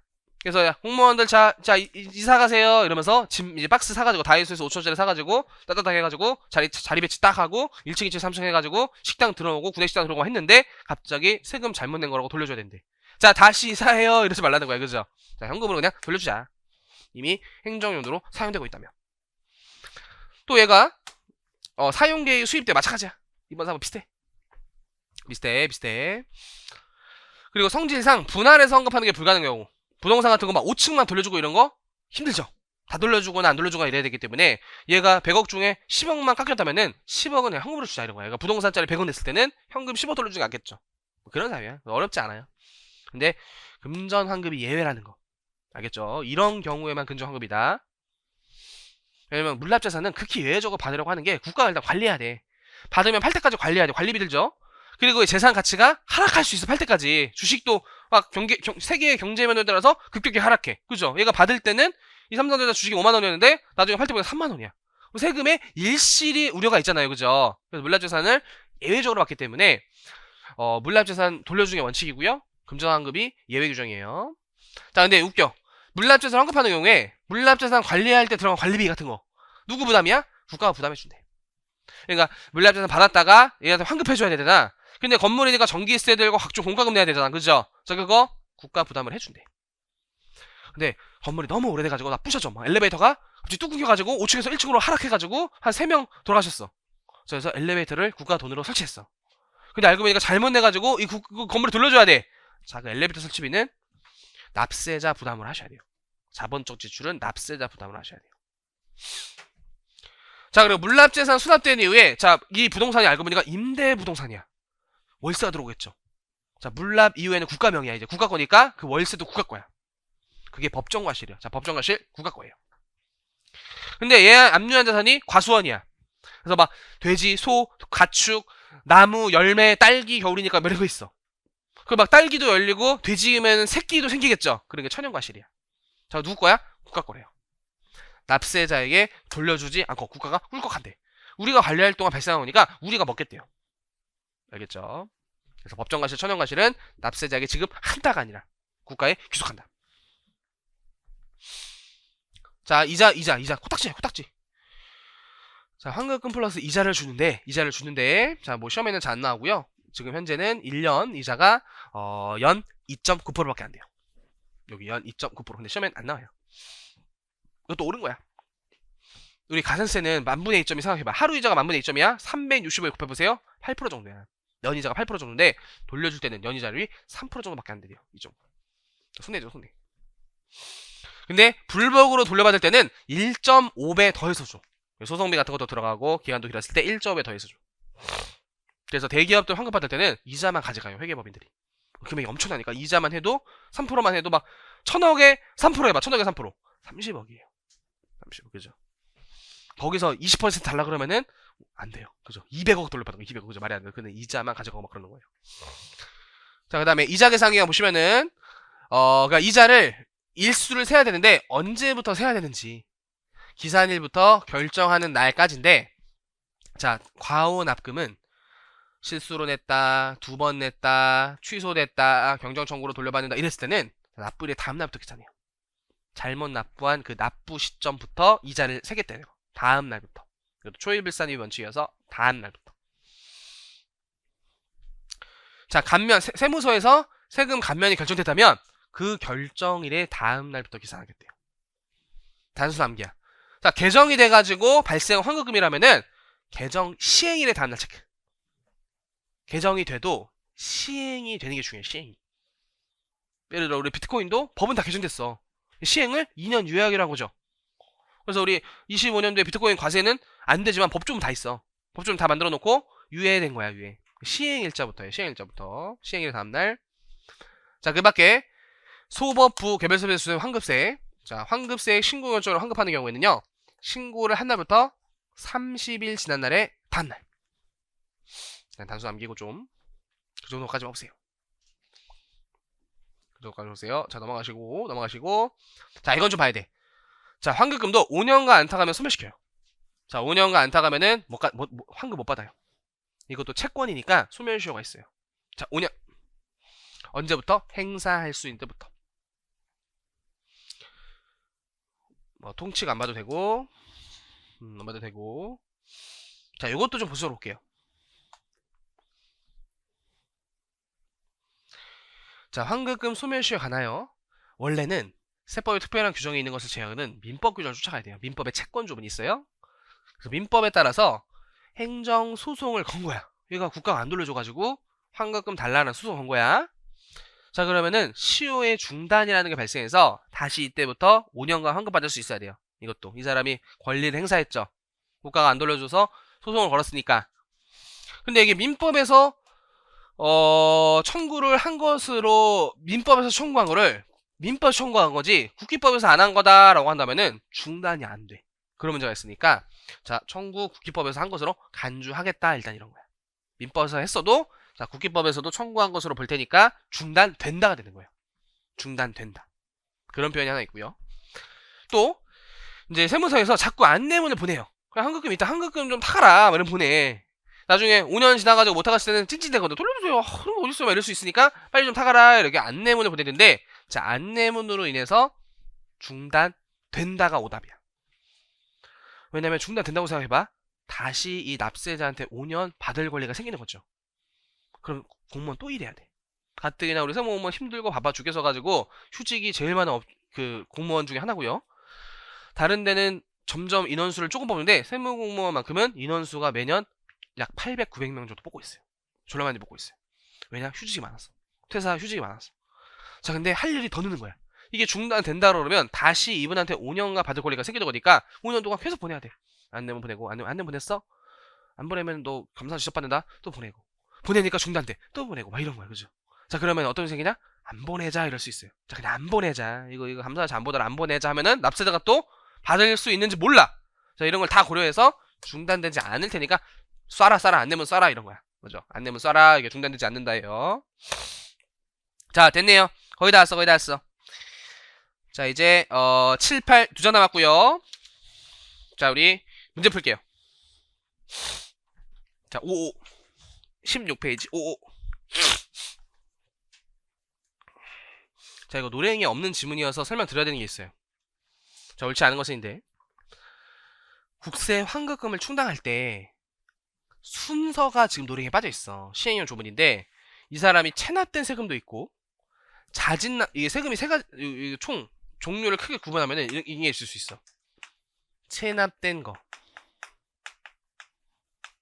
그리고 고지에 의해서 내는 거 그리고 스스로 그냥 자진해서 납부하는 거. 자, 이 사람한테 총 3가지 세금이나 내야 될 게 있었다는 거야. 체납된 세금도 있고 고지에서 내야 될 세금도 있고 스스로 또 5월달에 소득세 신고해야 될 세금도 있다는 거야. 자, 이때 이 사람한테 이제 환급금이 생겼어. 근데 충당을 해야 되는데 1, 2, 3번 중에 뭐부터 충당해야 되는지 순서가 시행령에 나왔어요. 자, 원래 체납된 국세에 우선 충당하여나 맞아요. 체납된 국세에 우선 충당하여나 맞아요. 자, 이거는 한참 전부터 오랫동안 안 낸 거야. 체납된 거. 일순인데 자, 납세자가 만약에 고지하는 국세에 충당할 것을 동의했다면 거기에 충당할 수 있어요. 신고는 확정이 안 돼서 그러잖아. 그죠? 신고 자진 납부하는 국세는 아직 확정이 안 될 수도 있고요. 애초에 고지국세가 국가가 세금 확정시켜서 알려준 거니까 고지국세에 충당할 것을 동의했다면 거기야 충당할 수 있어요. 근데 여기는 지금 자진 납부하는 국세와 충당할 것을 동의한 경우에 충당한다 이래서 틀린 거야. 그런 조문은 없고 고지국세에 충당할 것을 동의하면은 거기에 충당할 수가 있어요. 자, 1번이 틀린 조문이에요. 노랭이에 없어요 현재. 노랭이 없어요. 노랭이도 빠져있어요. 근데 시험에 잘 나오니까 꼭 봐야 돼. 꼭 봐야 돼. 자, 2번은 바꿔줄까요? 20만원 바꿔줄게요. 환급금 중 충당 후 남은 금액이 20만원 이하고 1년 동안 환급 안 탕한 거는 자, 고지국세에 충당할 수 있고요. 이때는 동의한 것으로 간주해요. 자, 3번 했고요. 3번, 4번 넘으시고요. 5번도 다 넘으셔요. 지금 한번 읽어보세요. 수업 시간에 공부를 한다고 생각하세요. 자, 국기법은 진짜 법조문 딱딱. 계산 문제 그 국세 우선 말고 없어. 사실 낼 것도 없어. 계산 문제로 출제할 게 그 국세 우선 배분 있죠. 그 정도 말고는 숫자 들어가는 것도 사실상 나온 적이 없어. 법조문 그대로 딱딱 나와서 OX 찾는 거라고 생각하시면 돼요. 자, 5, 6번 옳지 않은 것은 자, 이거 방금 배웠죠. 세무서에서 야, 너 환급 좀 타가라. 안 내면 보내줄게. 손택스, 손안의 홈택스 이런 걸로도 이제 카카오톡 안내문도 날라오거든요. 자, 중단되면은 공무원 할 일 늘어나니까 퇴사. 중단되지 않는다. 자, 5, 7 가볼게요. 자, 이거 배웠죠. 명의대여자 취소하고 실질기속자한테 과세할 때 실질기속자가 납부한 게 있다면 그 사이 기납부세로 까고 남은 금액 또한 실질기속자. 자, 적법하게 납부한 후 개정돼서 환급금이 떴을 때 기산일은 시행일 다음날. 지금 시행일 다음날, 개정일 다음날 아니고요. 자, 소멸시효 방금 배웠죠? 디귿은 방금 했죠? 자, 다른 세무서에 체납된 것도 충당할 수가 있어요. 리을 타락. 자, 58. 옳지 않은 것은? 자, 1번 또 있잖아. 방금 배운 거. 체납된 국세에 우선 충당해야 되는데 납세자가 고지국세에 충당한 것을 신청했다면 고지국세에 우선 충당해요. 또 체납된 국세는 얘가 불복 소송 중이어서 그거 안 낸 게 맞다라고 버티고 있는 걸 수도 있어. 함부로 까지 마라 이런 거야. 얘가 동의를 이제 이거에 먼저 충당해줘 요청하면은 거기랑 가는 거예요. 그래서 1번 탈락. 자, 2, 3, 4, 5 다 배운 지문이고 배운 지문 그죠? 자, 이제 불복으로 넘어갈게요. 아, 시간이 애매하네. 오전에 다 끝내고 싶은데. 나가보죠. 최대한 빨리. 1, 3, 4. 오전에 끝나면 좋잖아. 오 없고 그죠? 자, 불복이야 이게 불복. 그래서 세무사 중에서도 이제 로스쿨 가서 변호사까지 따면은 소송을 좀 더 심하게 할 수 있어. 세무사는 불복까지만 하는 건데 불복 이유는 법원으로 가는 거거든요. 그거는 이제 변호사가 해야 돼요. 근데 우리는 그 법원 가기 전 단계인 불복에 대해서 배우는 거야 일단. 자, 불복의 제일 중요한 거 볼게요. 일단 국세 불복에 대한 통칙은 자, 여기가 조문이야. 55조 1항 출발점이야. 자, 세법에서 처분 동그라미. 일단 과세 처분 같은 걸 맞아야 돼. 근데 그 처분이 위법하거나 부당해. 또는 세금 깎아줘야 되는데 세액 공제, 세액 감면 이런 거를 못 받았어. 필요한 처분을 받지 못해서 세금을 많이 냈다. 권리나 이익을 침해당했다 주로. 국가가 안 돌려주더라 이런 거야. 경영 청구해봤는데 안 돌려주더라 막 이런 거야. 자, 그때 어떻게 해야 돼? 높은 기관에 세무서가 아닌 세무서에서 과세했으니까 세무서에서 심사하면 당연히 과세라고 하겠죠. 그러니까 따로 심사하는 기관을 둬. 주로 이제 심판 청구라고 해서 조세심판원, 국무총리 수석 하나에 조세심판원 같은 거 둬서 말 그대로 소송에 준하는 심판을 하는 거야. 국세청 과세가 맞다, 납세자 조항이 맞다 이런 거를 다루는 전문인들, 내부 전문인들, 실무진들, 교수님들 이런 사람들 모여서 불복을 하라는 거야. 그래서 행정청에 처분에 준하 변경을 청구하거나 필요한 처분을 하는 행위를 불복이라 그래요. 불복. 복종하지 않겠다 뭐 이런 느낌이지. 그래서 세금 내는 게 아닌 것 같다. 자, 근데 국세 기본부터는 여기 그림이 하나 있나? 여기를 먼저 볼게요. 여기 그림 먼저 볼게요. 자, 불복심 잘 이해해야 돼요. 원래 우리가 국세청이라는 행정청에 소송을 걸 때는 법원으로 가는 게 원칙이에요. 법원. 그죠? 그게 3권 분립에서 입법부, 행정부, 사법부가 있잖아요. 그럼 이제 행정청의 잘못된 처분에 대해서는 사법부인 법원으로 가는 게 원칙인데, 자, 법원은 할 일이 지금 너무 많아요. 요즘 더 많아요. 그죠? 요즘은 바빠요. 그죠? 법원이 바빠요. 지금 헌재가 엄청 바빠요. 그죠? 자, 근데 세금까지 들어오는 거야. 소송이 자꾸. 현실에서 가장 많은 이혼 소송 이런 것도 해야 되는데 세금 소송 들어오고 이혼 소송 들어오고 민사 소송 들어오고 이랬을 때 법원은 과도한 업무로 인해서 대법관을 다 과로로 죽어. 또 아무도 막 대법관이 안 한대. 죽겠대. 그리고 세금에 대한 소송이 갈 정도면요 굉장히 복잡하고 어려운 사안이라는 거예요. 그래서 좀 세금이 잘 발달되어 있는 선진국도 뭐 미국 이런 나라들은요 세금 법원이 따로 있어. 세금만 다루는 법원이 따로 있는데 우리나라는 없어요. 법원에서 다 다루는 거야. 근데 그 대법관님 중에서 조세 전문 대법관님이 있는 건데 극히 소수라고 들었어. 극히 소수. 그러니까 이거 어떻게 할까 하다가 고민한 게, 자, 국세청 내부에서 일단 해결해 볼래? 약간 이런 생각하는 거야. 행정소송으로 가져오기 전에 니네들끼리 자체적으로 좀 해결을 해봐라. 거기서 해결되면은 소송까지 안 넘어잖아. 해결 안 되는 것만 가져와라. 이런 느낌을 가진 거야. 그거를 행정심판 전치주의라고 해요. 행정심판 전치주의 뵐 건데, 자, 그래서 행정소송 가기 전에 이 사람이 이제 바로 행정소송 못 가고 뭘 해야 되냐면 이 심사 심판 청구 중에 하나를 선택해서 제기하셔야 돼요. 원래. 자, 심사 청구는 뭐냐면 국세청한테 제기하는 국세청. 자, 내일 생각하실 수 있지. 말단 공무원부터 아니면 뭐 이제 7급부터 시작해서 된 게 국세청이야. 뭐 기재부에서 넘어가서 이제 공용하는 것도 있지만 대통령이 임명하고 이러는데 어쨌든 세무서 한 팀 아니냐 이런 평가 가질 수 있으니까, 자, 납세자한테 선택 기회를 줘서 자, 별도의 독립된 신상이고 심판 청구를 만들어줘. 요거는 세종시에 했어요. 세종시에. 그래서 심판 청구를 가장 현실에서 많이 해. 요거는 조세 심판원장 별도의 독립기구에서 심사하는 거여서 납세자들이 많이 하는 게 심판 청구야. 여기서 해결되면 얼마나 좋아. 그죠? 여기서 자체적으로 해결하면은 법원이 다시 심사를 안 해도 되니까, 자, 일단 심사 청구 거쳐라 이런 거야.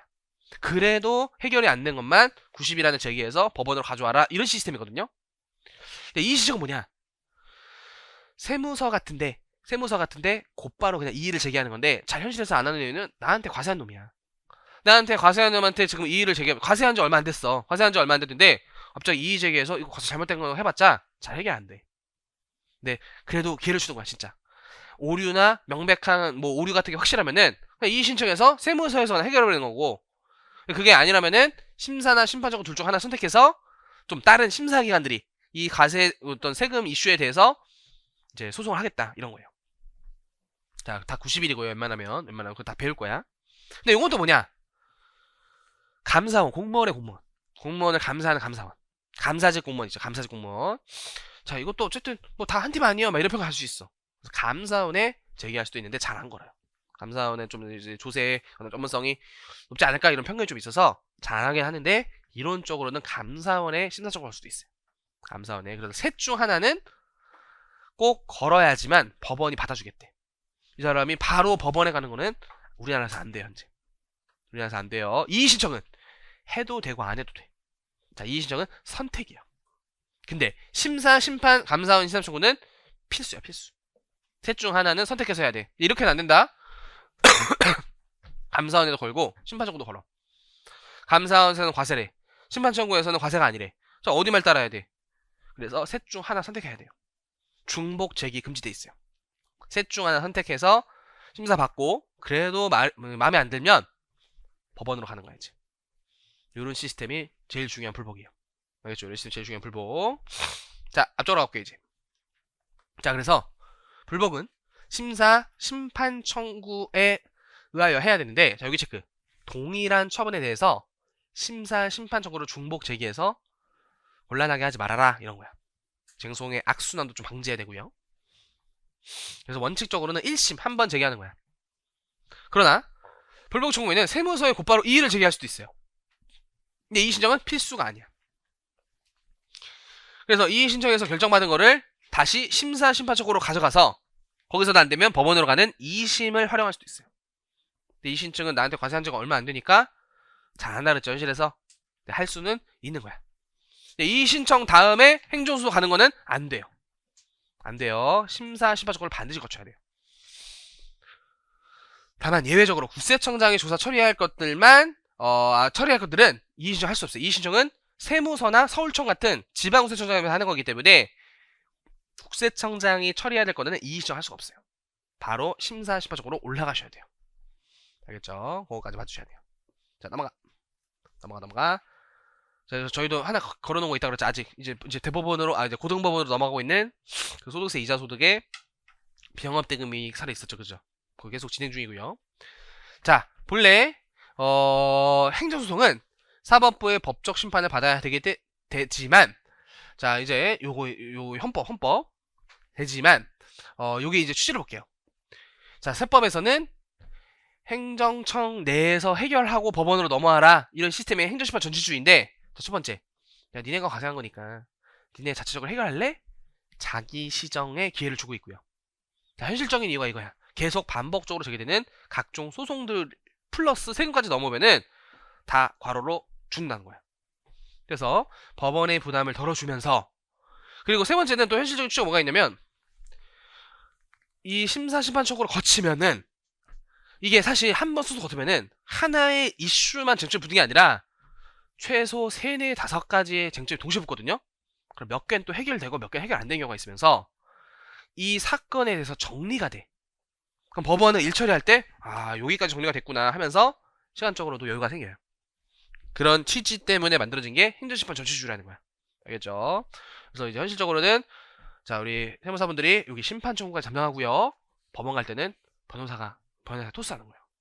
그래서 그런 거 싫은 사람들은, 왜냐면 소송, 여기 행정소송에 이기면 그 승리 수당은 변호사랑 나눠 먹는 거야, 이제.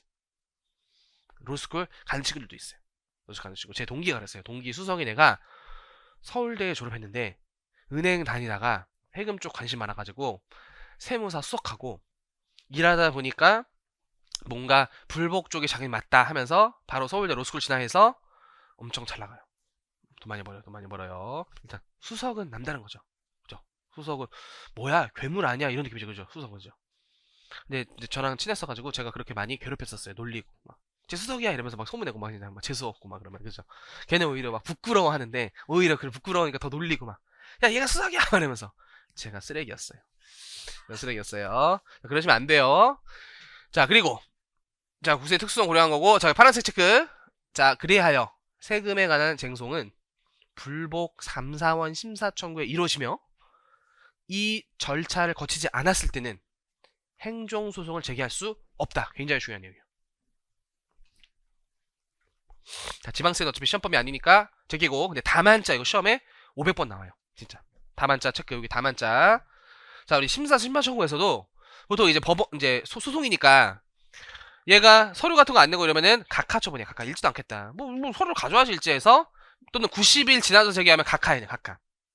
근데 얘가 90일 안에 서류 다 제출하면은 이제 심사를 하는데 거기서 너의 의견에 뭐 의미가 없으면 기각이라는 처분이에요. 기각. 근데 납세자의 이제 주장에 일리가 있으면 인용이라는 처분이에요. 인용. 그래서 각하 기각 인용인데 자 인용 처분 중에서 조금 더 추가 조사가 필요하다. 그래서 납세자의 충분한 주장을 확인하는데 세금이 구체적으로 얼마 깎이고 또 이런 사안들 우리가 이 자료로만 확인 안 되는 서류들은 자 세무서에서 더 관련 자료 가져와라는 제조사 결정이라는 게 나와요. 제조사 결정. 다시 좀 조사해라. 추가 조사 좀 필요하다.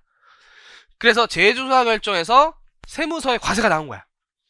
자, 납세자가 이 제조사 결정 처분에 대해서 불복을 또 하고 싶어. 자, 이것도 행정심판 전취지에 따라 다시 심판 청구 꼭 거쳐야 되느냐? 한 번 거쳤죠. 한 번 거친 거에서 나온 처분이죠, 이거는. 그죠? 그래서 심사 심판 청구 거치지 않고 한번 생략하고 법원으로 갈 수 있어요. 행정심판 전취주에 예외가 하나 있어요. 뭐 제조사 결정에 따른 처분.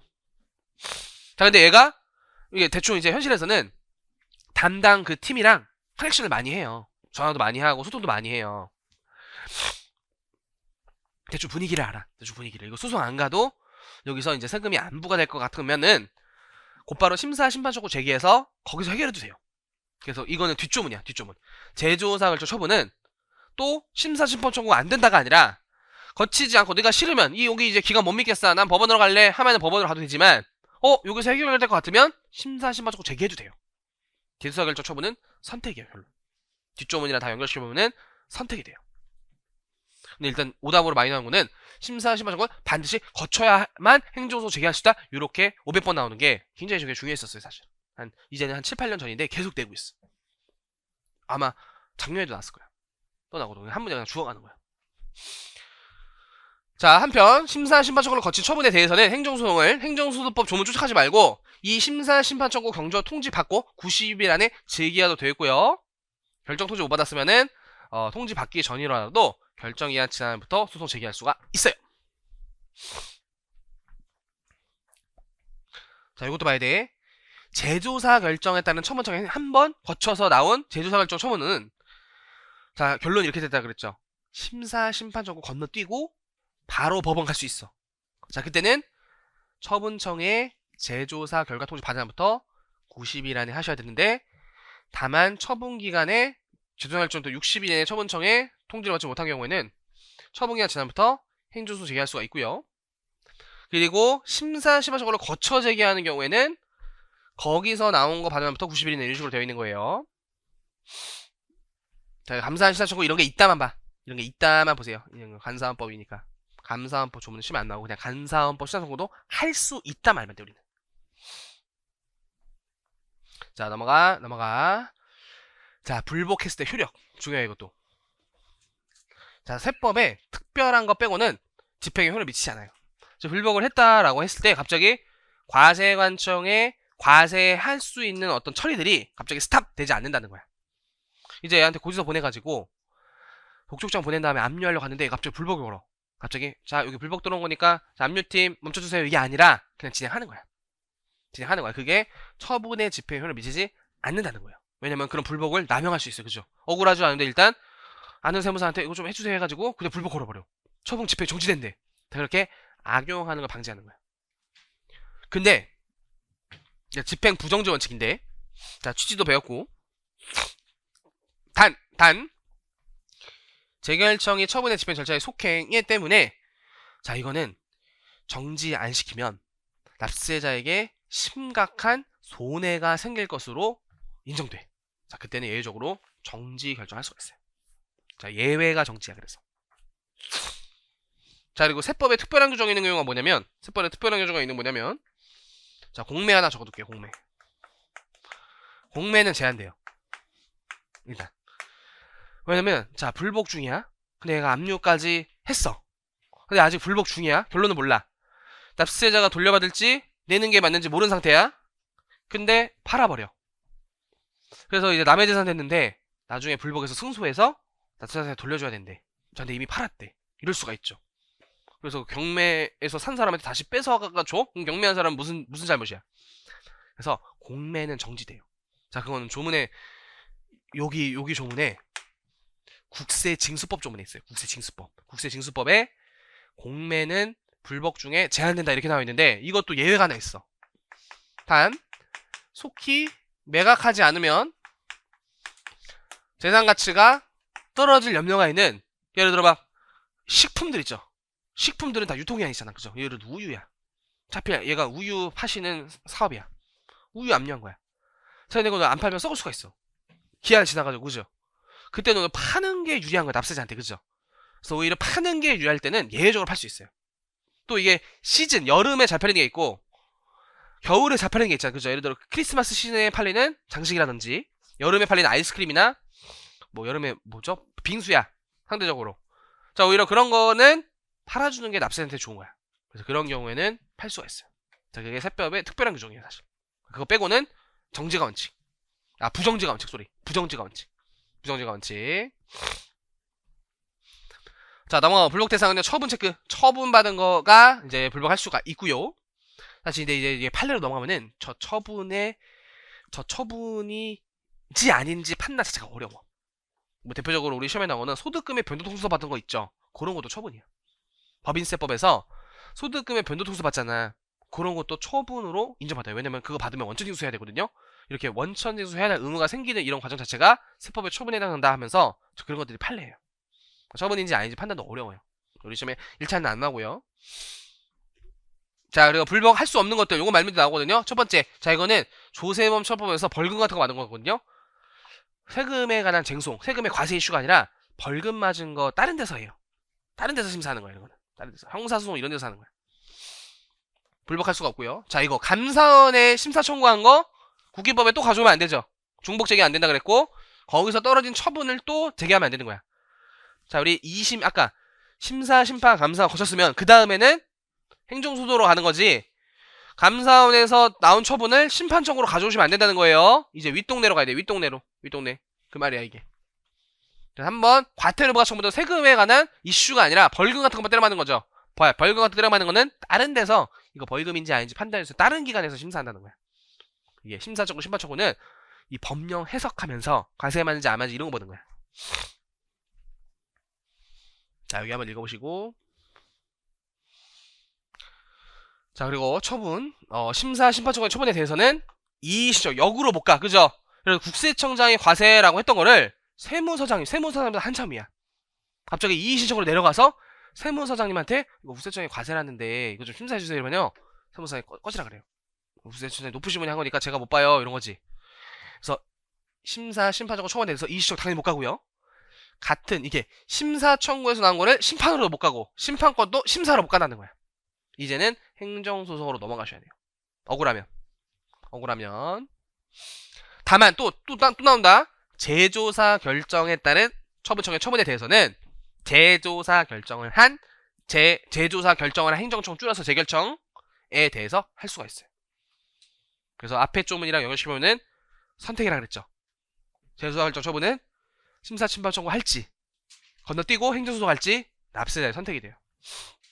그죠? 이거 제조사 관련된 지문 진짜 잘 나와요. 자, 이의시청 처분과 제조사 결정에 따른 처분청에 대해서는 이의시청 걸 다시 이의시청 제기하는 거 당연히 안 될 거고 제조사 결정도 이의시청으로 하는 거 안 돼요. 당연하고. 자, 넘어가시고. 자, 불복 누가 하냐면요. 당연히 이런 사람들이 하겠죠. 이거 너무 쉽고. 권리 침해받은 사람. 근데 납세자들 모르니까 누굴 껴요? 대리인을 끼는 거예요. 자, 법률상의 이해관계인. 자, 이것도 봐야 된다 맞죠? 2차 납세의무자나 물적 납세의무자 이런 분들도 불복을 할 수가 있어요. 왜냐면 주된 납세자가 안 내면 곧 나한테 고소 날라오잖아. 그러니까 2차 납세의무자도 그 납세자, 본래 납세자, 1차 납세의무자에 대한 처분에 대해서 불복 제외 가능해요. 2차 납세무자 여기 밑에 물적 납세무자 가능하다 보시고 자 다 대리인을 쓰는 거야. 변호사, 세무사에 등록된 과거 회계사. 그죠? 과거 공인회계사 자격증은 세무 이 업무를 줬기 때문에 과거 공인회계사까지 대리인으로 선임할 수가 있어요. 착수금만 부르는 게 값이야. 착수금 부르는 게 값이고요. 1000만원, 2000만원 막 이렇게 받고 그래. 대박이죠? 법무사는 안 돼요. 법무사는 그죠? 법무사는 안 돼요. 회계사, 세무사, 변호사. 그리고 5천, 2천이 소액이야. 불법에서. 5천, 2천만원 미만인 소액은 소액 사건은 배우자 같은 가족들을 대리로 선임할 수 있대요. 뭐 참고로 뭐 왜 있는지 잘 모르겠어. 다 세무사 회계사 맡기는데 그죠? 참고로 뭐 가족을 대리할 수 있대요. 자, 대리인 웃겨. 본을 위해서 모든 거 하는 거야. 불복 청구 거기에 이제 불복 청구서에 어떤 근거로 아세가 아닌 것 같다 이런 걸 써주는 거지. 그죠? 고수들은 어떻게 쓰냐? 불복 청구서가 내용이 적어요. 고수들이 주로 누구냐면은 내부에서 아니 애초에 처음부터 불복을 한 실무가 경험이 풍부한 회계사 세무사님이라든지 아니면은 내부 공무원 중에서 불복 담당 오래 하신 분들이야. 그러면 자기가 처리해본 걸 알잖아. 그 사건은 똑같은 거야. 이거는 이것만 적어도 환급 받는다는 걸 알아. 그러면 일을 굉장히 효율적으로 하면서 돈을 받아요. 돈을 받을 수 있어요. 그죠? 애초에 이건 안 돼요. 이렇게 건너뛸 수 있고 이건 돼요 해서 넣어서 하는 게 공무원에서 오래 짬밥 있어서 나오셔서 개업하신 분들. 되게 옛날에 제가 과외했던 분들이에요. 그래서 돈 엄청 잘 벌어요. 그분들은. 일도 완전 프리랜서야. 불법만 하면 기장 같은 거는 계속 대표님들이랑 전화하고 뭐 부르면 막 선생님 이거 모르겠어요 해야 되는데 그분들은 기장 거래처는 조금만 두고 그냥 1년에 불법 한 5개만 해서 몇 억씩 가져가요. 매자차 뽑고 바로. 매자차 뽑고 그래서 빵빵 금연역에 그때 왔었어요. 깜짝 놀랐어요. 깜짝 개업한 지 한 6개월 만에 일단 자기가 차가 꿈이었다고 해가지고 세무사님 학원 앞으로 가겠다는 거예요. 내가 해커스 1, 2년 차여가지고 아예 개짬찌였어. 그래가지고 막 고마워요 막 이러면서 왔는데 설마? 했는데 저 차에 막 포르쉐 같은 거 막 그냥 누워있는 거 있죠 막 스포츠 부릉 부르더니 세무사 뽑았어요 하더니 맛집으로 데려갈거니 또 왕 하더니 왕 하더니 막 소갈비 사주고 그래서 세무사님 언제든 필요하시면은 저 연락주세요. 세무사님 때문에 과외 덕분에 합격했어요 이러면서 아직도 연락해요. 네 멋지신 분이에요. 멋지신 분이고 왜냐면 나중에는 과외를 안 해줬었거든요. 왜냐면 이 사람이 이제 다 했다고 공부했다고 이제 자기가 질문한 것만 답변해주면 된대. 그래도 과외비 정가를 다 주셨어요. 멋지신 분이죠 그죠? 갈게요. 이번 주 안 오셔도 될 것 같아요. 저 이제 마무리 막판 준비 중에 막 이러더라고 그죠? 멋지신 분이고 자 아무튼 개수레이터 자 그래서 대리인은 본인에서 신청, 청구 모든 걸 할 수 있는데 자 여기 체크하세요. 취하가 포기하는 거야. 자 포기하는 거는 세무사가 자기 뜻대로 포기해버리면은 좀 웃긴 거야 그죠? 이런 거야. 이제 세무사님 저희 불법 어떻게 되고 있나요? 제가 포기했어요. 이러면 아니 저한테 말을 안 해주셨잖아요. 근데 안 돼요. 연락하지 마세요. 이제 차단. 이런 거야 지금. 그래서 자 취하는 특별한 취하까지 할 수 있다. 이런 위임이 있을 때만 할 수 있어요. 저기 시험에 나와요. 그래서 취하는 특별한 위임을 받은 경우 할 수 있다. 되게 웃기죠? 당연하죠. 자 해임하면 뭐 신고하는 거 너무 쉽고요. 자 이게 참고로 소액이 3천, 1000에서 5천, 2천으로 물가 상승을 고려해서 올랐어요. 3천, 1000이 5천, 2천으로 올린 거야. 소액 기준이. 넘어가시고 자 근데 최근에 핫한 것도 자 세무사 비용이 많이 든다 그랬잖아. 착수금만 막 1000만, 2000만원 든다 그랬잖아. 그죠? 돈이 없어. 어떻게 해. 국선 변호인 있잖아 우리. 그죠? 그래서 국선 대리인이 있어. 그래서 국가가 지정해준 세무사가 소송을 담당할 수 있는데 이게 매년 승소율이 올라가서 삭제가 안 되고 계속 유지되고 있어요. 국선 대리인으로 승소율이 매년 증가하고 있어요. 자, 굉장히 좋은 제도죠. 저도 기회 되면 나중에 학원 업무가 조금 덜 바빠지면은 좀 활동하고 싶어요. 자, 이의신청 심사 심판 청구 과정까지 해서 이제 변호사, 세무사, 회계사 이런 분들을 국선 대리인으로 선정할 건 요청할 수 있는데 자, 요건이 있어요. 자, 먼저 막 대기업이 국선 대리인 신청하는 거 좀 웃기잖아. 금액이 크고 이런 것도 안 된다 해서 첫 번째, 이의 신청이 자체가 재산이 많으면 안 돼. 재산이 많으면 돈이 있으니까 세무사 써라 이런 느낌이야. 그래서 개인이면은 종합소득세 5천 이하면서 재산 5억 이하만 될 수 있어요. 자, 법인이 이건 좀 체크해야 되는 게 자, 법인은 원래 안 됐었거든요. 법인은 국선 대리인이 무조건 금지됐었는데 작년에 개정됐어. 소규모 법인은 개인 사업자와 준하는 소규모 법인은 영세하기 때문에 자, 국선 대리인 신청할 수 있어요. 그때 기준이 매출 3억 이하, 자산 5억 이하인 법인. 자, 이런 애들은 국선 대리인 신청할 수 있어요. 자, 이거 23년도까지 안 됐었어요. 23년도까지 안 됐었어요. 그러니까 법인은 국선 대리인 안 된다. 돼요. 소규모 법인은 돼요. 자, 그리고 자, 금액이 막 500억 이런 거에 대해서 국선 대리는 돈을 나라가 지정해서 몇십만 원 받는 건데, 자, 이 사람도 국선 대리만 하는 게 아니라 진짜 봉사차에서 약간 도와주는 거야. 자기 사무실도 있고 국선 대리인으로 지정받아서 몇 년 하고 임기가 있어 보니까 예, 주변에 좀 건너 사람이 하고 있더라고. 그래서 하는데, 자, 너무 고액 이런 사건까지 국선 대리 맡기는 거는 그 세무사도 이런 저도 못하죠. 제 업무를 넘어서 하는 거죠. 그렇잖아요 하면서 자, 5천만 원 이하 것만 시정할 수 있고요. 자, 마지막으로 자, 이런 건 안 돼. 재산세, 상속증여, 정부부가 세목은 안 돼요. 자, 정부부가 세목은 국선 대리인 선정할 수 없어요. 상속세도 졸라 복잡한데, 자, 이런 거 꽁으로 먹겠다 안 된다는 거예요. 자, 상속세 일단 내는 사람 자체가 부자야. 자, 안 되고. 자, 지합적인 거 지키세요. 자, 최근에 자, 법인들도 된다. 자, 절차 한번 가보실게요. 자, 청구 기한은요, 처분이 있으면 안 날로부터 90일 이내 제기하셔야 돼요. 자, 이의 신청 90일 안 제기. 심사 심판 청구도 마찬가지. 자, 90일 체크. 너무 쉽고. 자, 너무 쉽고 읽어보시고.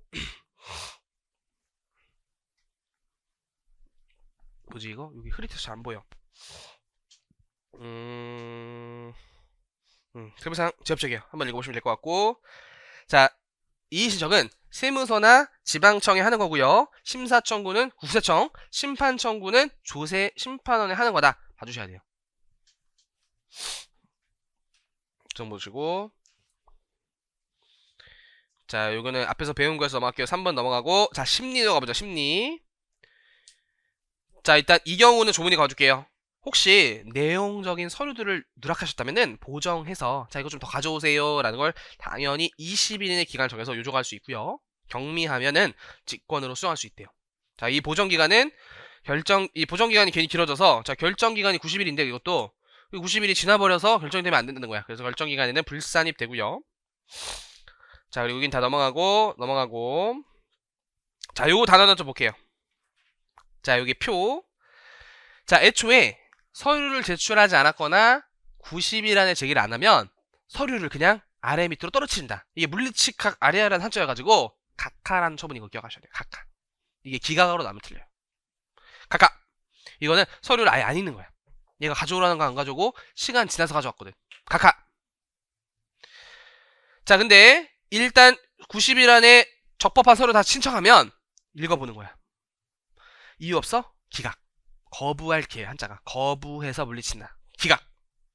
납세자 말이 이유가 있다? 인용. 자, 인용이 되면은 세금이 취소되거나 변경되거나 필요한 처분을 결정하게 되는데, 밑에 이것도 있죠. 꽃표시. 제조사 결정 처분이 나올 수가 있어요. 그거 체크. 최근에 하나 더 만들어졌어. 자, 그래서 청구에 대한 결정. 자, 이의 신청은 세무서 등에서 30일 안에 국세심사위원회에서 결정하도록 되어 있어요. 심사 청구는 국세청에서 90일 안에 국세심사위원회에서 하도록 되어 있어요.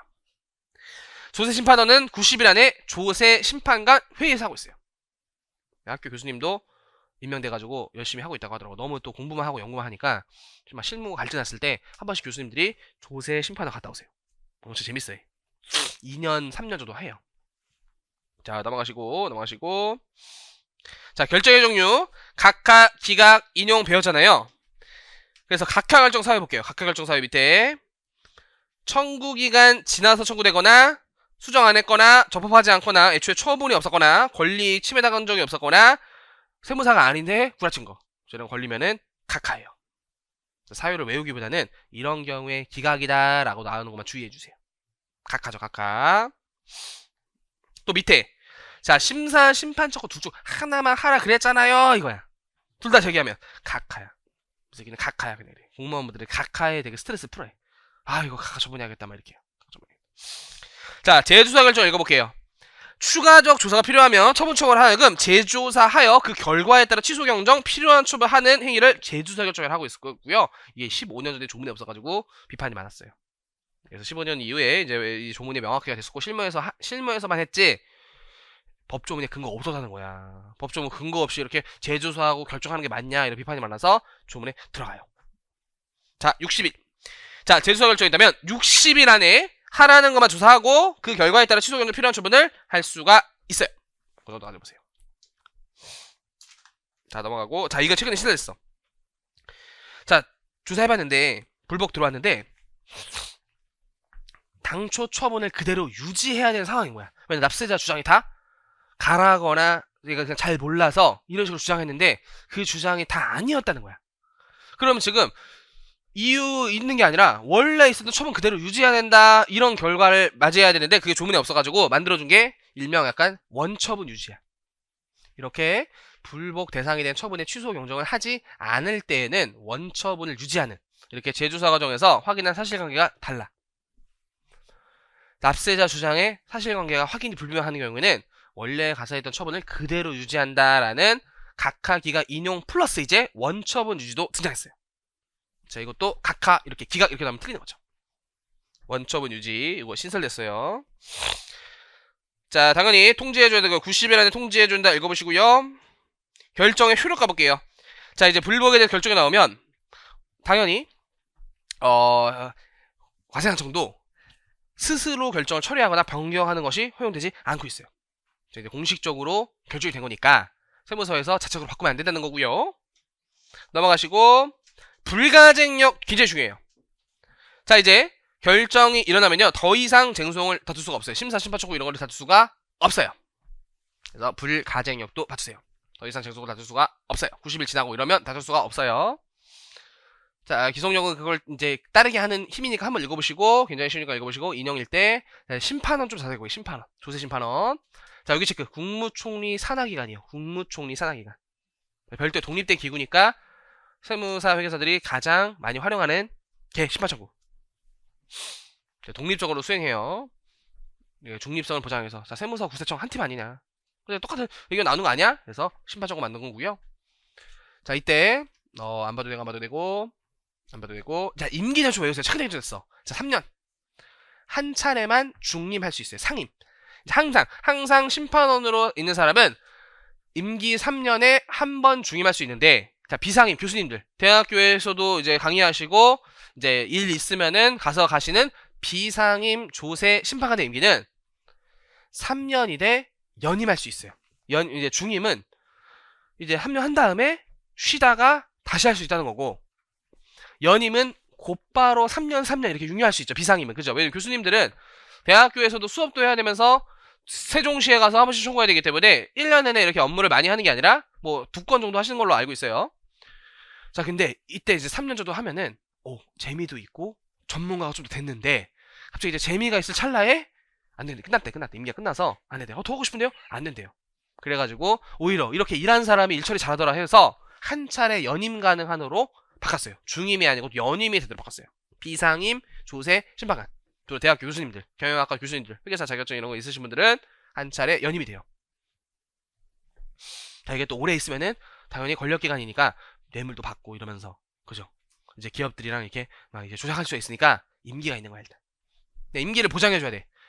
자, 아래에 해당하는 경우 빼고는 그 임기 동안은 안 자르겠다, 이런 거야. 애초에서 임명 자체가 잘 안 돼. 자, 이 사람 졸라 아파. 슈퍼 독감. 자, 두 번째, 직무원에서 비유 사실이 있거나, 세 번째, 품위 손상. 뭐 이랬을 때는 이제 잘리는 건 다른 거고요. 이런 경우 빼고는 안 잘린다는 거야. 그냥 뭐 처리 혹시 잘못했어도 안 잘린다는 거야. 정말 문제 삼을 때만 잘린다 이런 거야.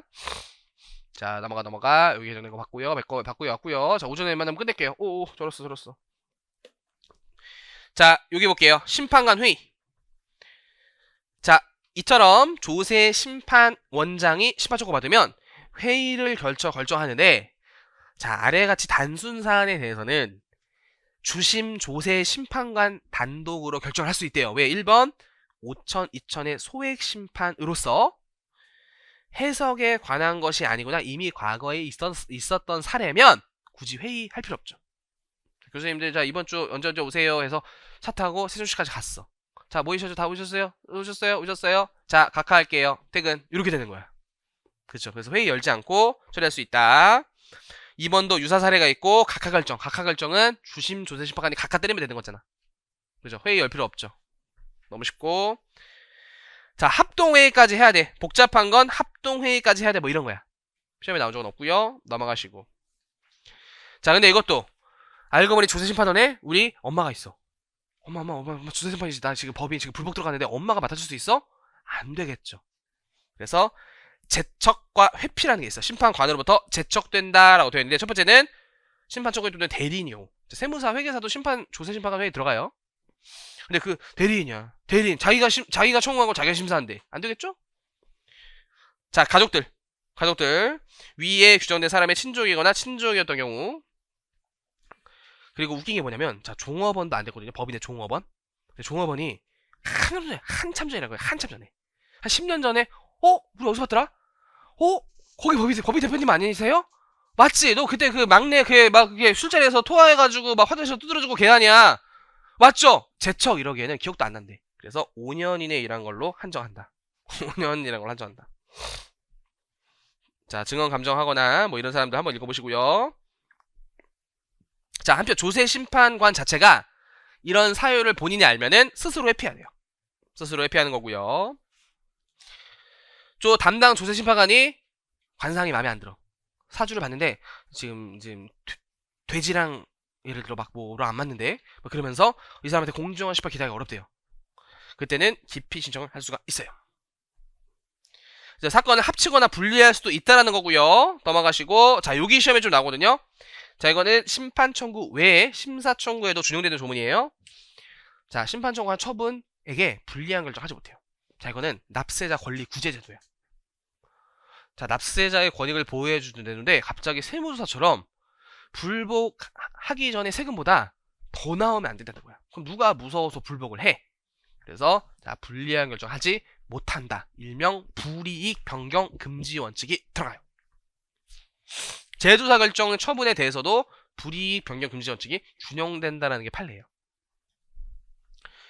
자, 불고불리 원칙은 이 사람이 불복으로 이렇게 나한테 고한 거 나한테 이렇게 청구한 거에 대해서만 심리하는 거지, 보다 보니까 이거 옆에 것도 문제 있는데 그것도 조사해야지 이러지 말라는 거야. 불고불리 원칙이요. 심판 청구를 한 처분 외의 처분 체크. 외의 처분에 대해서 취소 변경 새로운 처분 하지 못하고 이 사람이 청구한 것만 심사해라. 청구만 심사해라. 고하지 않은 것은 처리하지 말아라. 뭐 이런 느낌이야. 불고불리가. 자, 여러 사안을 고려해서 판단으로 되어 있어요. 법원의 핵심이야. 자유심증주의야. 자유심증주의. 자, 나머지 안 봐도 되고 넘어가. 자, 바로 이어서 문제 한 번 더 풀게요. 162. 자, 여기는 더 핵심만 보면 돼. 여기는 핵심만 보면 돼서, 자, 20분 정도 하면 끝나니까 차라리 지금 하고 오후 끝나는 게 나아요. 그죠? 자, 이거 세무조사 관련된 거예요. 자, 일단 세무조사에 관한 법조문이 없어서 과거에는 국세청이 안기부 막 50 시절에 그런 어떤 무서운 권력기관처럼 막 정치적으로 세무조사가 막 그랬단 말이야. 그래서 실제 세무조사 받다가 돌아가신 분이 있어요. 이제 창문으로 뛰어내렸어요, 실제 우리나라에서. 자, 안 되겠다. 납세자 권리 보호해줘야 된다 하면서 일단 그 서류를 만들어. 그게 납세자 권리 헌장이야. 자, 국세청장님께서는 납세자 권리에 관한 사항이 포함되는 납세자 권리 헌장을 제정 고시해야 돼요. 그리고 이걸 언제 나눠주냐면, 첫 번째, 세무조사 받을 때. 약간 경찰이 미란다 원칙 얘기하는 것처럼 당신은 묵비권이 있고 변호사 선임할 수 있으면 이런 거 막 드라마에서 보잖아요. 그러니까 세무조사 할 때도 짬밥 있는 사람들은 한번 읽어보세요 이런 거고, 아니면 막내한테 좀 보여주게 하면은, 자, 막내야 너가 읽어봐라, 미란다 원칙 읽어봐라, 이런 것처럼 납세자 권리 헌정의 주요 요지를 설명해주고 시작하는 거예요. 당신은 뭐 변호사를 선임할 수 있고 세무사 선임할 수 있고 뭐 할 수 있고 뭐 이런 것들을. 자, 그리고 사업자 등록증 내줄 때 이때 문서 주는 거예요. 문서 주는 거예요. 당신은 이런 권리가 있다, 이런 걸 주는 거예요. 자, 이게 창피하죠? 세무공무원 세무조사 시작할 때 조사원증을 제시하고, 그때 제 합격생이 처음으로 조사과 가가지고 절어가지고 조사원증을 두고 온 거야. 개털렸대요. 정말 개털렸대요. 자, 납세자 권리 헌장 교부하면서 요지를 낭독해줘야 돼. 그죠? 창피하겠죠? 그죠? 네, 해야 돼요. 네, 해야 돼. 막내는 해야 돼. 막내 해야 돼요. 자, 넘어가시고. 자, 이런 거래요. 불면증 있는 사람들 읽고 주무세요. 하루에 2번만 읽어도 내일 아침 10시가 돼요. 그죠? 쿨쿨 취침하는 서류예요. 시험에 안 나오고요. 자, 납세자 권리 헌장에 포함되는 내용 주요. 납세자는 기본적으로 성선설로 보자는 거야. 납세자는 쓰레기 새끼지, 탈세했겠지, 이렇게 보지 말고 착한 놈이다, 잘했을 것이다, 성실했을 것이다 라고 추정하래요. 자, 원칙. 납세자가 우리 수시 비정기조사라고 하는데, 자, 비정기조사가 나간다는 거는 탈세가 확실했을 때가, 그러니까 그 경우 빼고는 기본적으로는 성실하다. 세무사 나왔을 때, 정기 세무사 나왔을 때 이 새끼는 무조건 탈세했을 거야. 이런 느낌이 바라는 게 아니라 잘했다라는 걸로 추정하라는 거야. 일단 성실성 추정 원칙이고요. 자, 이게 제일 중요해요. 자, 여긴 별표시. 이거 시험에 잘 나와. 자, 항상 권력을 한 집중 기관에 너무 많이 줬을 때 남용 문제가 생기는 거죠. 역사적으로 봤을 때. 자, 세무조사권 남용 금지가 있어요. 따라서 최소한 범위에서만 세무조사해야 되고요. 다른 목적 등으로 해서 조사하면 안 돼. 그냥 세금 탈루하고 오류하고 이랬을 때 걷는 목적으로 해야 되지. 뭐 정치적으로 한다든지 뭐 이러면 안 되죠. 그죠? 보복수사 이런 거 하면 안 되죠. 그죠? 그래서 뭐 제 이거 생각이 아니라 기사에도 나온 거니까 그 수능에서 현주 선생님이 약간 수능 어떤 문제 뭐 킬링 문제 이런 거 비판했다가 세무사 들어왔다 막 이런 얘기 있었죠. 그죠? 그런 걸로 하면 안 된다는 거죠. 그죠? 하면 안 된다는 거고. 자, 근데 그래서 여기 중요해요. 자, 같은 세목에 대해서 1년 동안 2번 세무조사하면은 납세자 자살해요. 진짜 이거 정신병 걸렸어. 자, 매일매일 세무공무원 이제 여러 명이 우리 사업장 방문해가지고 이거 뭐예요? 이거 뭐예요? 질문 까고 계좌 까세요? 이거 무슨 거래요? 물어본다는 거야. 1월에 조사했는데 11월에 또 들어온대. 정신 나가겠죠? 그래서 같은 세목이 같은 과세에게 재조사를 할 수가 없다가 원칙이야. 일명 재조사 금지. 자, 일명 재조사 금지가 원칙이에요. 그죠? 납세자들 정신병 걸려요. 사업을 못해요. 자, 근데 이 경우엔 할 수 있대. 자, 예외의 경우에요. 그래서 재조사 할 수 있다. 이게 잘 나와. 자, 첫 번째, 탈세 혐의가 명백한 자료가 다시 한번 드러난 거야. 그건 해야지. 탈세가 명백한 자료가 있는데도 안 한다는 거는 국가가 뭐 눈 감아주고 넘어간다는 거죠. 명백한 자료 체크. 단순히 의심이 아니라 명백한 자료. 자, 거래처 조사 딱 왔어. 공무원들 와가지고 띵동 누구세요? 그때 세무조사한 팀이야. 조사 1, 2, 3국 구세청에서 온 거야. 자, 1국 대기업, 2국이 대기업보다 조금 밑에, 3국이 재산세, 상속 증여 양도세. 자, 4국이 다 한다 그랬죠. 4국이 그냥 다 하는데 갑자기 또 온 거야. 여기 모니터 보니까 그 사람들이야. 갑자기 소금을 쫙 넘기면서 꺼지라고 하면서 막 총을 쏜대. 아니에요. 거래처 조사 물어보려고 온 거예요. 그건 되지. 그죠? 거래처 조사하러 왔다. 자, 2개 이상 잘못이 있는 경우 재수할 수 있고요. 자, 이거는 애초에 불복에서 재수하라 그랬잖아. 재수하라 그랬잖아. 그죠? 불복에서. 자, 근데 여기서 하라는 것만 해야 돼요. 또 이 기회를 틈타서 다른 것까지 추가 조사하시면 안 되고요. 재조사 결정에 따라 조사를 하는 경우에 결정서의 주문에 기재된 범위에 한해서 하셔야 돼요. 자, 납세자의 권리 보호구. 이런 게 문제가 되지. 그죠? 특히 서울은 이제 투명한데 지방에서는 아직까지도 좀 뽀찌를 주고 이런 문제가 있을 수 있대. 또 세무서 들어왔는데 예상 세금이 10억이 돼. 세금 제가 어떻게 내요? 저 그럼 죽어요. 저 가족들 다 지금 길바닥에 나앉아 생겼어요. 저한테 5천만 원 주면 자, 이런 걸 막아드릴게요. 그거 가지고 이러는 거야. 원래 세무 공무원 팀에서는 예상 세수를 다 예상해서 가져가. 그래서 팀마다 1년 동안 배정을 받아요. 너가 1년 동안 이런 팀을 털어야 되는데 얼마를 걷어야 되나 이렇게 팀별로 나와. 근데 나가보니까 더 털 수도 있고 덜 털 수도 있는 거야 사실은. 근데 초반에 많이 털었어. 그 팀은 이제 하반기가 널널한 거야. 이미 예산 달성했으면 자 우리 인간인데 그렇게 굳이 뭐 또 막 예산을 초과해서 열심히 할 필요가 있을까? 이런 생각도 들어. 그죠? 그래서 대부분은 초반에 많이 걷으면은 뒤에는 좀 설렁설렁 하는 경우가 있다고 들었거든요. 다 그런 건 아니지 당연히.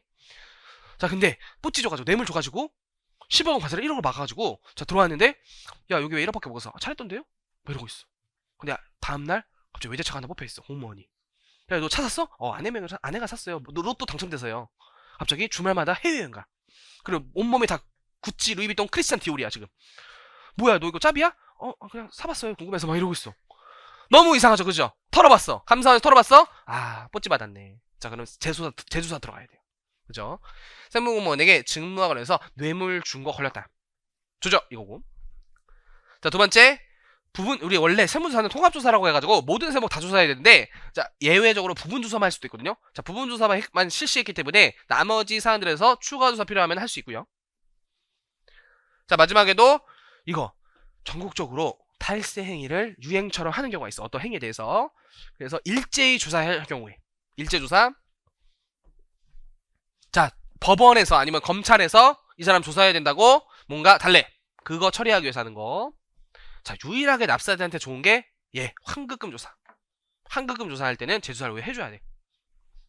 자, 마지막에도 범죄 사실에 입각해서 범칙 행위가 명백한 자료가 있대. 자, 눈에 이거 두셔야 돼요. 달달 외우기보다 눈에 꼭 이거 두셔야 돼요. 이거 시험에 잘 나와요. 넘어가. 자, 당연히 개인적 장부 같은 거 요구하시면 안 되고요. 당연히 변호사, 공인회계사, 세무사 참여하시는 거고요. 그죠? 이걸 보통 총출신이 하는 거야. 자, 세무조사 대상자는 어떻게 선정하냐? 자, 무슨 랜덤으로 돌림판을 돌려가지고 뚜루루루 삼성 이러면 안 되겠죠. 그래서 정기 선정 세무조사 사유, 비정기라 그래요. 실무에서 비정기 수시 선정 세무조사, 자 상속세 같은 거 전수조사야, 결정원인 조사 이런 식으로 있는데, 자 정기 선정이 대기업 조사야. 자 1국, 2국에도 나가는데요. 자 정기 세무조사는 잘 보시면 여기 2번부터 볼게요. 4년에 한 번씩 나가는 거야. 4년 동안 세무조사 안 받은 법인들은 4년에 한 번씩 가겠다. 보통 4, 5년에 한 번씩 대기업 조사 나가요. 대기업 조사 나가요. 자, 첫 번째는 이 사람의 신고를 하면 나름대로 우리 빅데이터를 통해서 불성실 혐의 이런 게 막 떠. 이 국세청 데이터로. 예를 들어 이 매출 대비 세금이 너무 낮다. 아니면 증빙이 신용카드 같은 자료들이 없는데 경비가 이렇게 많더라. 이런 게 몇 년 누적돼서 이 사람 털어야겠다. 뭐 이런 느낌이야. 불성실 혐의가 있다고 인정되는 경우. 자, 세 번째는 무작위 추주 방식이래요. 현실에서는 진짜 랜덤은 아니고 당연히 나가서 세금이 많이 나올 사람들, 매출 크고 그 다음에 막 슈퍼카 같은 거 많이 보유하고 막 이런 느낌들 있죠. 그런 거 조사하는 거고요. 세무서에서는 그래서 1년에 세무서 조사팀에서는 10팀 정도 하나 그랬어요. 10명 정도, 10명 정도 개인은. 자, 그리고 비정기. 자, 비정기는 하라는 거 안 했어. 납세 협력 의무 이행 안 했어. 예를 들어 소득세에서 성실신고 확인된 사업자가 성실신고 안 했어. 뭐 이런 거야. 자, 사실과 다른 협의, 무자료 거래 이런 거 검증됐다. 자, 일렀어. 회계팀 지금 여사님이 일렀어. 대표가 상여 이번에 안 줬어. 추석에 상여 안 줬어. 스팸으로 투치제. 그동안 100만원씩 꽂아줬는데 이번에 힘들다고 스팸 줬대. 자, 퇴사하더니 자, 그동안 탈세했던 거 꽂을러요. 비정기로 나가야 돼요. 자, 그리고 탈루염이 명백하다. 뇌물 준 거 명백하다. 자, 이거 상속증여 종부세 세금 확정시키는 세금 있죠. 상속증여 종부세 같은 거를 특히 상속증여세 결정하기 위해서 세무서 할 수 있어요. 상속증여세는 다 세무서 할 수 있어요. 무조건. 자, 넘어가시고. 자, 이거 개정돼요. 잘 외우세요. 자, 세무조사를 갑자기 쳐들어가는 게 아니야. 미리 통지를 해줘야 돼. 너가 무슨 원인으로 어디 팀에서 며칠 동안 이런 걸 할 것이다 라는 거를 통지해줘야 되는데 그게 사전통지예요. 자, 사전통지가 옛날에는 7일밖에 안 됐었거든요. 자, 일주일 전에 통지해준대. 뭐 증거인멸 이런 걸 해서 단기간이었거든요. 근데 사실 요즘은 증거인멸 뭐 할 수도 있지만 보통 이제 이제 세무사님한테 쓴단 말이야. 세무사님한테 저희 세무사 받는 어떡하죠 하면은 뭐 그 담당 세무사 할 수도 있지만 보통 이게 청취신 이런 거 영입해가지고 해야 되는데, 자, 그때까지 청취신도 구해야 되고, 일단 세무서 받으려면은 자료 같은 걸 미리 구비해놔야 돼. 그래야지만 이 사람들이 와서도, 자, 이거 가져와서, 이거 가져와서, 왜 준비 안 해왔어요? 막 이런단 말이야. 7일이 너무 짧다. 그래서 15일까지 늘려줬거든요? 근데 현실에서 하필 세무서 들어오는데, 세무사님이 하필 휴가야. 하와이 갔어요. 정현돈이야. 그래서, 세무사님 지금 세무서 들어와요. 저 하와이여서 나중에 전화할게요. 이래가지고, 자, 하루 전에 와가지고, 개 털려. 그러면 안 되죠. 20일로 개정돼요. 20일. 자, 20일 바꿔주세요. 좀 미리미리 통지해서 세무사님들이 세무조사 받을 때 자료를 미리 준비할 시간 좀 넉넉하게 주자. 그럼 서로 좋지 않냐 이런 느낌이야. 그래서 20일. 자, 이건 개정됐으니까 외우세요. 개정됐으니까 외우세요. 15일이 아니고 20일 전 통지로 개정 확정. 개정 확정. 자, 사전 통지 20일 이거 외우셔야 돼요. 자, 이것만 알아도 한 문제 맞출 수가 있어. 그죠? 교수님들이 개정세법에서 한 문제도 출제해요. 자, 근데 사전 통지했다가 다 날아가 버릴 염려가 있다면은 그냥 들어갈 수 있대요. 그냥 들어갈 수 있대요. 그럼 진짜 무서운 거는 검찰 조세범칙 조사 들어가면은 이 사람의 노트북에 뭐를 USB 같은 거 꽂으면은 거기에 자료도 USB 다 빨아 들어가요. 엄청 무서워요. 엄청 무서워요. 그죠? 자, 그리고 사전 통지를 하지 않고 세무조사 하는 경우에는 만나서 알려줘라 이런 거고요. 자, 나만자 사전 통지 안 해도 되는 게 폐업했대, 이민 갔대, 이 사람이 거부해 그냥 안 받겠대. 뭐 이런 경우에는 통지할 필요가 없는 거고요. 자, 얘가 천재지변이나 화재 등으로 힘들고 어렵고 아프면 연기 신청할 수가 있대요. 자, 넘으시고 넘어가. 자, 세무조사 기간 볼게요. 최소한 하는 거야. 한 달 정도 하시는 거야. 한 달 정도. 아래에 나가는 경우만 연장할 수 있어요. 자, 연장서에는 한번 이거 읽어보시고, 연장서 읽어보시고, 자, 기간 제한 체크할게요. 자, 보통 매출액 양도가액 100억 미만인 납세자의 세무조사는 한 달 정도 하시는 거예요. 대기업들은 보통 2달 한다고 뭐 들었는데, 주말 빼고 20일이니까 한 달인 거야. 그죠? 토일은 안 와요, 토일은 웬만하면 안 오니까 20일. 근데 매출이 큰 애들은 더 할 수 있다는 거지.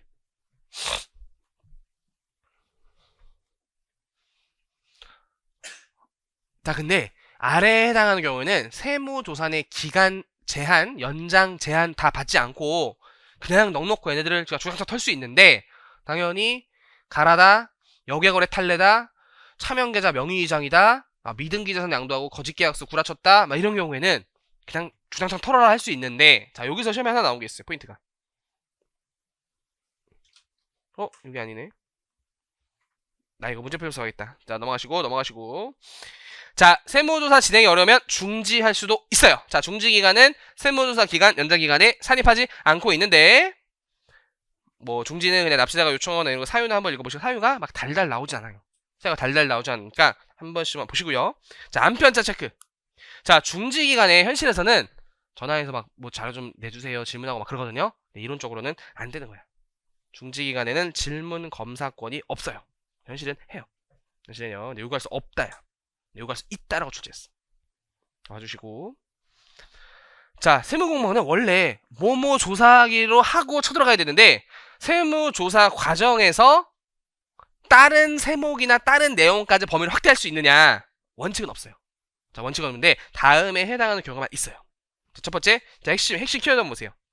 다른 과세기간이 필요하다 이런 거야. 다른 과세기간의 탈루 혐의들까지 조사해야 되면은 세무조사 기간 중에 범위를 확대해서 조사할 수 있어요. 자 개인장부 사업자들을 위해서 임의로 보관할 수 없어요. 임의로 보관할 수 없고요. 동의를 받았을 때만 보관할 수 있어요. 임의로 보관할 수 없고 동의 받아야지만 보관할 수 있어요. 자 통합조사가 원칙이라 그랬죠. 통합조사가 원칙이에요. 그냥 아주 예외적으로 특정 세목 세무조사도 가능한데, 자 부분조사 좀 체크할게요. 자 이런 것들만 조사하기 위한 부분조사가 가능한데, 예를 들어 환급금 처리, 경증청구 처리, 뭐 불복 인연, 재수사 결정 처리, 이 부분에 대해서만 부분조사를 할 수가 있는데, 자 이거 사유는 한번 읽어보시고, 자 여기 체크하세요. 위에 두 가지는 납세자를 위한 조사니까 2회 넘어도 되거든요. 근데 거래처나 탈세제보, 명의이자 이런 거는요, 같은 세목 같은 과세기간에 대해서 이해를 초과할 실수할 수 없다 체크. 기본적으로 납세자의 권리 보호로 출발하셔야 돼요. 그래서 이해 초과할 수 있다로 유행처럼 나오고 있어요. 그거 꼭 봐줘야 돼. 자 결과도 통지해줘야 돼. 결과도. 자 결과도 통지해줘야 돼. 결과도. 세무조사로 앞으로 요런 세금이 곧 나와요 라는 결과 통지도 마친 날부터 20일, 공시송 달은 40일 이내에 하셔야 돼요. 20일, 40일 체크. 20일, 40일 체크. 이게 바뀌었었나? 아니다. 결과 통지는 안 바뀌었네요. 통지가 바뀌었고, 다만 체크. 다만 가고 있어요. 다만 통지 생략사유 가볼게요. 다만 통지 생략사유. 첫 번째는 세무사도 두지 않고 외국으로 이행한 거야. 1번. 자, 두 번째는 재조사 결정을 마친 경우. 요거 시험에 잘 나와요. 재조사 결정에 의해 조사를 마친 경우. 자, 이거는 결과 통지를 해주는 게 아니라 추후에 고지서가 날라요. 자, 세 번째는 얘가 그냥 거부하는 경우야. 거부하는 경우. 그리고 하나 적어두시면, 옛날에는 이게 폐업할 때 통지 안 해도 된다라고 있었는데, 자 폐업을 해도 이 사람의 세무조사 결과를 알려줘서 이게 나온다라는 걸 알려줄 필요가 있다라고 해서, 자 폐업 사유가 빠졌어요. 자 폐업한 경우에도 통지해줘야 돼요. 폐업한 경우에 통지해줘야 돼요. 자 부분 결과 통지 한번 읽어보시고, 자 당연히 세무공무원도 비밀 유지해서 세무조사에서 알게 된 사실들, 그래서 막 연예인 세무조사 해가지고 얘가 이게 돈이 오고 간 계좌까지도 보니까, 저 여자 쟤랑 사귀었구나. 인터넷에 올려. 내가 세무조사 해봤는데 남자 A 배우랑 A랑 사귄다. 계좌가 막 5억씩 움직이더라. 저 그런 거 공표하면 안 되겠죠. 그래서 비밀 유지. 자 아래에 해당하는 것만 제공할 수 있다. 지역적에서 한번 볼게요. 자 넘어가. 자 마지막 과적이 중요해. 과적은 별표시. 그래도 과적은 봐야 돼. 자 과적은 중요해. 자 이렇게 핵심은 약간 이런 거예요. 우리가 과세가 일어난 다음에 요 후속적으로 권리를 구제받는 게 불복이라면 처분 전에 미리 하는 게 과적이야. 자 그래서 과적 사유가 보시면 여기 처분 받기 전에 사전적으로 권리구제 받을 수 있는 사전적 권리구제 체크하고 나머지 조문 아니어서 안 봐도 돼요. 사전적 권리구제 제도인데 자, 언제 할 수 있냐? 첫 번째, 세무조사 결과통지. 세무조사 결과에 대해서 의의를 제기하고 있다면 과적을 청구하는 거예요. 아직 결과만 나왔지 고지서는 안 나온 거예요. 그래서 과적으로 들어가는 거고요. 또 과세예고 통지가 있어. 과세예고 통지는 좀 이따 뵐 거야. 과세예고 통지는 막 100만 원 이상의 고지서 날 때 예고를 먼저 해야 돼. 우리 영화도 개봉하기 전에 예고편을 알렸잖아요. 그런 느낌으로 과세예고 통지 받고 30일 안에 이 과세 사실에 대해서 곧 과세될 사실에 대해서 미리 해결하는 절차야. 미리 해결하는 좋지. 세금 다 나가고 처리하는 것보다 미리 해결해서 세금이 안 되게 하는 게 좋죠. 그래서 납세자 권리구제로서 할 수 있고요. 자, 30일 외우셔야 되고 세무서나 지방국세청장님한테 하시는 거예요. 자, 근데 국세청장이 처리해야 되는 것들은 국세청장이 할 수가 있어요. 예를 들어 여기 5억 같은 것도 좀 체크. 잠깐만요. 이거 개정된 것 같은데. 보자. 자, 국세청장한테 하는 게 대통령 정한 사안